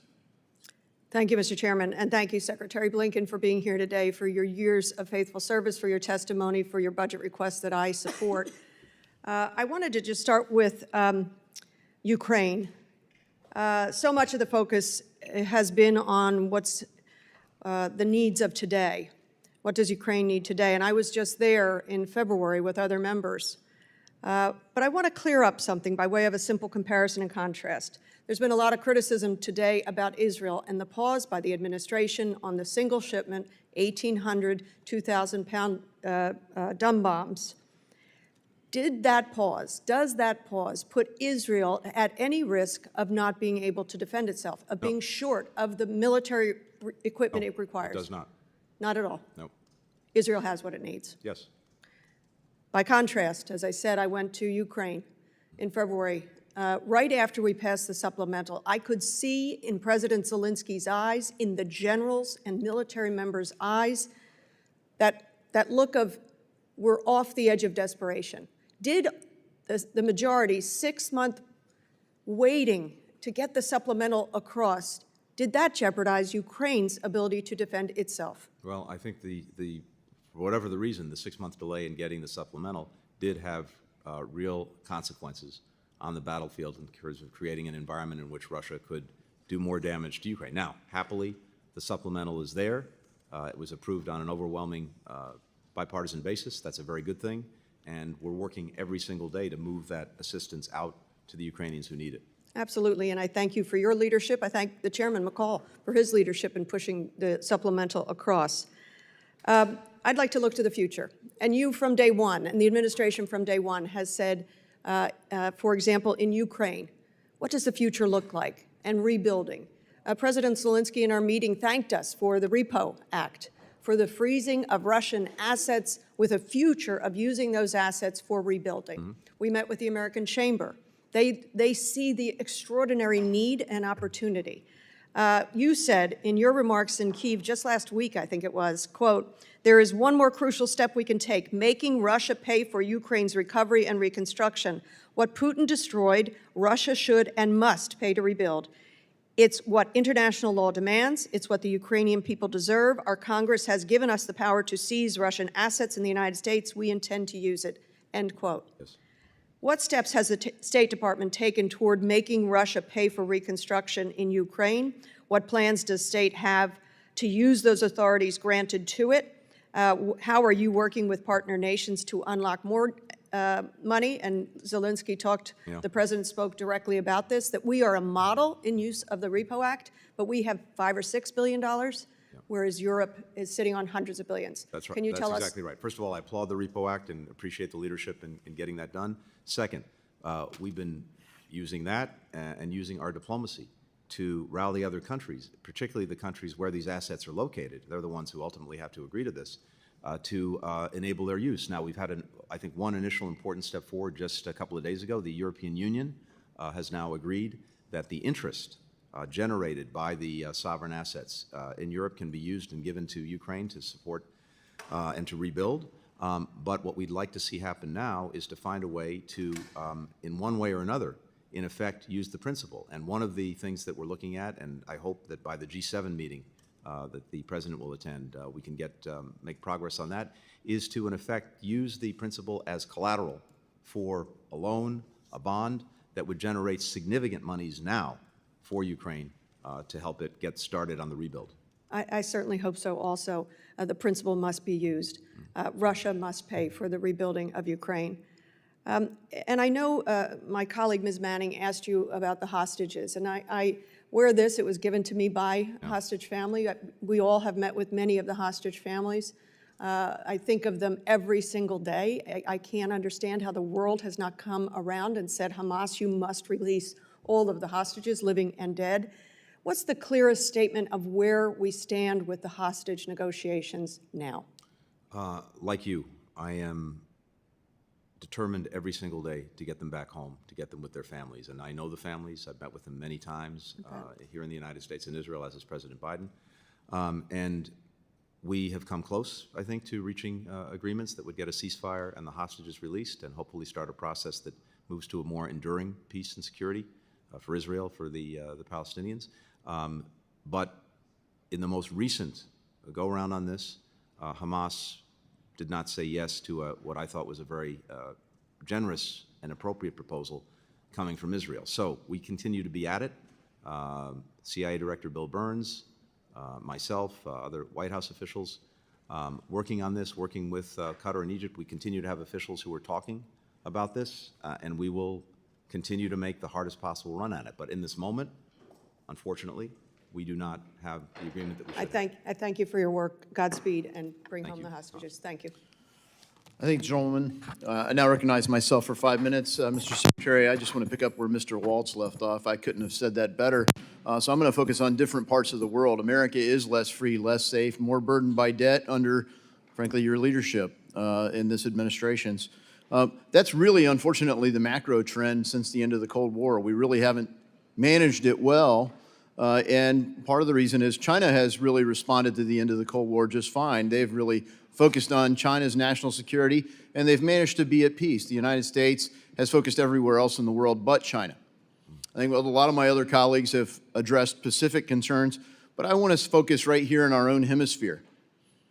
Do you still believe that the Monroe Doctrine has any relevance for the direction of security in our own hemisphere? I'll have to come back to you on that in terms of refreshing my memory on the details of the Monroe Doctrine. What I can tell you is two things. One, in terms of China, we're in a much stronger position than we were 3 years ago. Let me focus not on China, like I said, on our own hemisphere. So let me just, here's the cliff notes. Should we pay more attention to our own hemisphere than to other parts of the world?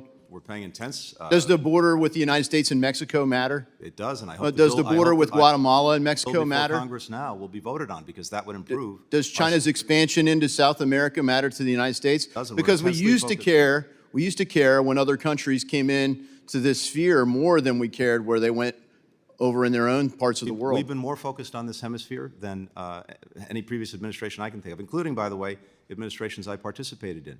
Look, The president- I will commend you on using fishing rights off of Ecuador to push China out of that region. I can say, hey, there's been a win, maybe not much more than that, but we haven't done much to counter China's influence all over this hemisphere. And notably with cartel, is there any illicit finance going into Mexico? Oh, certainly. Illicit finance going to Mexico, yes. What are we doing about it? We're engaged with the Mexicans virtually every We single day. sanctioned any financial institution? We've sanctioned people, and we've also, beyond sanctioning people, we've worked to give Mexico the assets, the authorities, the capacities they need to help take down these cartels, to disrupt the financing. How's that turning out? Are we taking Actually, down the cartels? We've seen significant progress over the last 3 years. Yes, in taking down cartels, disrupting drug supply, seizing more fentanyl the last couple of years. Okay, than ever so before. here's the But- thing. The cartels under the Trump administration were trafficking humans across the border, and the New York Times say that Trump administration, they were making around $500 million a year.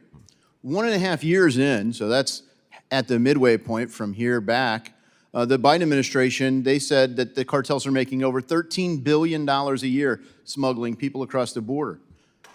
Is that helping rein in the cartels by what you're doing to stop the cartels? Why wouldn't you reverse the Remain in Mexico policy? Well, again, I would commend to the Congress the bill that is before it that I think. No, that doesn't reverse the policy. That just funds more illegals everywhere in the country and actually puts a cap on the future administration for getting them out. Let me turn to the influence that is going on in Guatemala. You were recently there, and just before your visit, members of the Guatemalan Congress were threatened by our embassy there that they would lose their U.S. visas, and their kids who are studying here would lose their visas to study in America if they didn't support removal of Guatemala's Attorney General. Do you think the United States should be manipulating members of a foreign Congress in this manner? Not a question of manipulating members of foreign Congress. It's the fact that in the recent election in Guatemala, there was a very strong attempt made to prevent the democratically elected president of Guatemala from taking office. There was an attempt to disrupt the inauguration of that president. And if we stand for democracy anywhere, we have to stand for it everywhere, including in Guatemala. So is the State Department's opposition to the Attorney General at all related to her recent investigations to determine if the Biden administration's complicit in the trafficking of children into the United States? Nothing to do with that? Correlation, not causation? That is absurd. Good to hear. One question about NATO. NATO is front and center for the war in Ukraine. Back when CIA Director Burns said this in February of 2008, quote, Ukrainian entry into NATO is the brightest of all red lines for the Russian elite, not just Putin. In my more than 2.5 years of conversations with key Russian players, from knuckle draggers in the dark recesses of the Kremlin to Putin's sharpest liberal critics, I have yet to find anyone who views Ukraine and NATO as anything other than a direct challenge to Russia's interest. Today's Russia will respond. Do you believe Mr. Burns' assessment was accurate?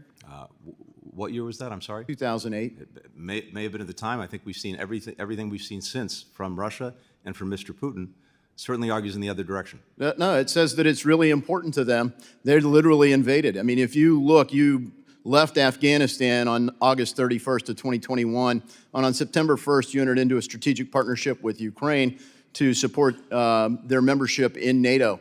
And then you continued to escalate, and Vladimir Putin invaded there. That doesn't excuse his invasion, but it's clearly a red line. I wish I had more time. I yield my time back, and I now recognize the gentleman, Mr. Costa, for 5 minutes.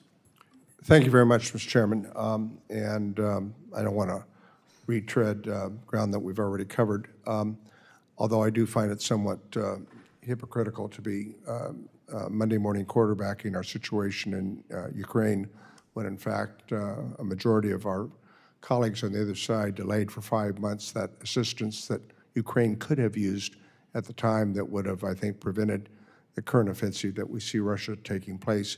Since you just came back from Ukraine, I'd like you to highlight in the next 6 months, I mean, I think we've done, to be fair, micromanaging in the West Wing that was unnecessary. I mean, we've pushed a lot of things, whether they be ATACMS, whether they be the F-16s, only to see the administration finally agree, but months later. We can't continue that. What are your assessment on what we're going to be able to do in the next 6 months in terms of the ATACMS, in terms of the F-16 pilots, the most recent request today by President Zelensky, to move this in an expeditious way as possible. Well, thank you. And look, all along, we've been working to make sure that the Ukrainians have what they need when they need it and can use it effectively. And as I've mentioned before, the challenge with any given weapon system is making sure not only that they get the weapon, but that they have people trained and know how to use it, that they have the ability to These maintain it. Ukrainians are the MacGyvers of the, let's be clear about that. They are, but we want to make sure that they have the ability to do that, including the training is also very critical. But the ATACMS are there, and they are having an effect, and will continue as we go along. And in terms of the self-defense with Kharkiv right now, I mean, it is nonsense to believe that they're attacking from Russian soil and that we can't prevent that in terms of a defensive means to protect these people. Putin's a war criminal. He's bombing hospitals and kidnapping children and schools. We've got to allow the Ukrainians to defend themselves. And again, Ukraine is going to make the decisions it needs to make to defend itself. I want to make sure that they have everything they need to do that. And the self-defense protection for cities like Kharkiv and Odessa and us, there are batteries of Iron Domes out there that have been identified. Are we doing everything we can to provide them with that support? I have been looking under every couch, every cushion, to help find Patriot systems, other air defense systems, to get to the Ukrainians, and we continue to do that every day. We need more air defenses. There's no question about that. Well, I want to continue to work with you on that effort. Let me move to another part of the neighborhood, Armenia. What Azerbaijan has done is unconscionable with the natives of Nagorno-Karabakh. We've increased the humanitarian assistance from 15 million to 65 million. But I think that Armenia's requested an additional $200 million in assistance. And the Congressional Armenian Caucus has sent you a letter to that effect. Where are we on that? So we're looking at a series of requests from Armenia to see what we can do to strengthen even more our support and cooperation with Armenia. I met with Prime Minister Pashinyan just a few weeks ago in Brussels with the head of the European Commission, Ursula von der Leyen, precisely to look at what more we and the EU can do to support Armenia. And we'll be moving forward, I think, on a number of different areas. Prime Minister Pashinyan's done an extraordinary job leading his country in very, very difficult times. We want to make sure that we're getting people the support they need, including those who have left Nagorno-Karabakh. But I don't think we've used our leverage with Azerbaijan. I mean, this defense agreement that we have with them, when they have violated so many of their agreements with Armenia, I think it's reprehensible what Azerbaijan has done. I think the best thing that can happen is they have made progress, Armenia and Azerbaijan, on a peace agreement. And if that agreement can be reached, I think that's the thing that stands both Armenia, Azerbaijan, and the whole region in the best stead. So Mr. Secretary, you and I guess, differ on this. I don't trust Azerbaijan. Well, always, as someone once said, trust but verify. Well, I agree. Let me just close. I think that in terms of America's challenges that we face in the world, this is a seminal moment that we're living in world history.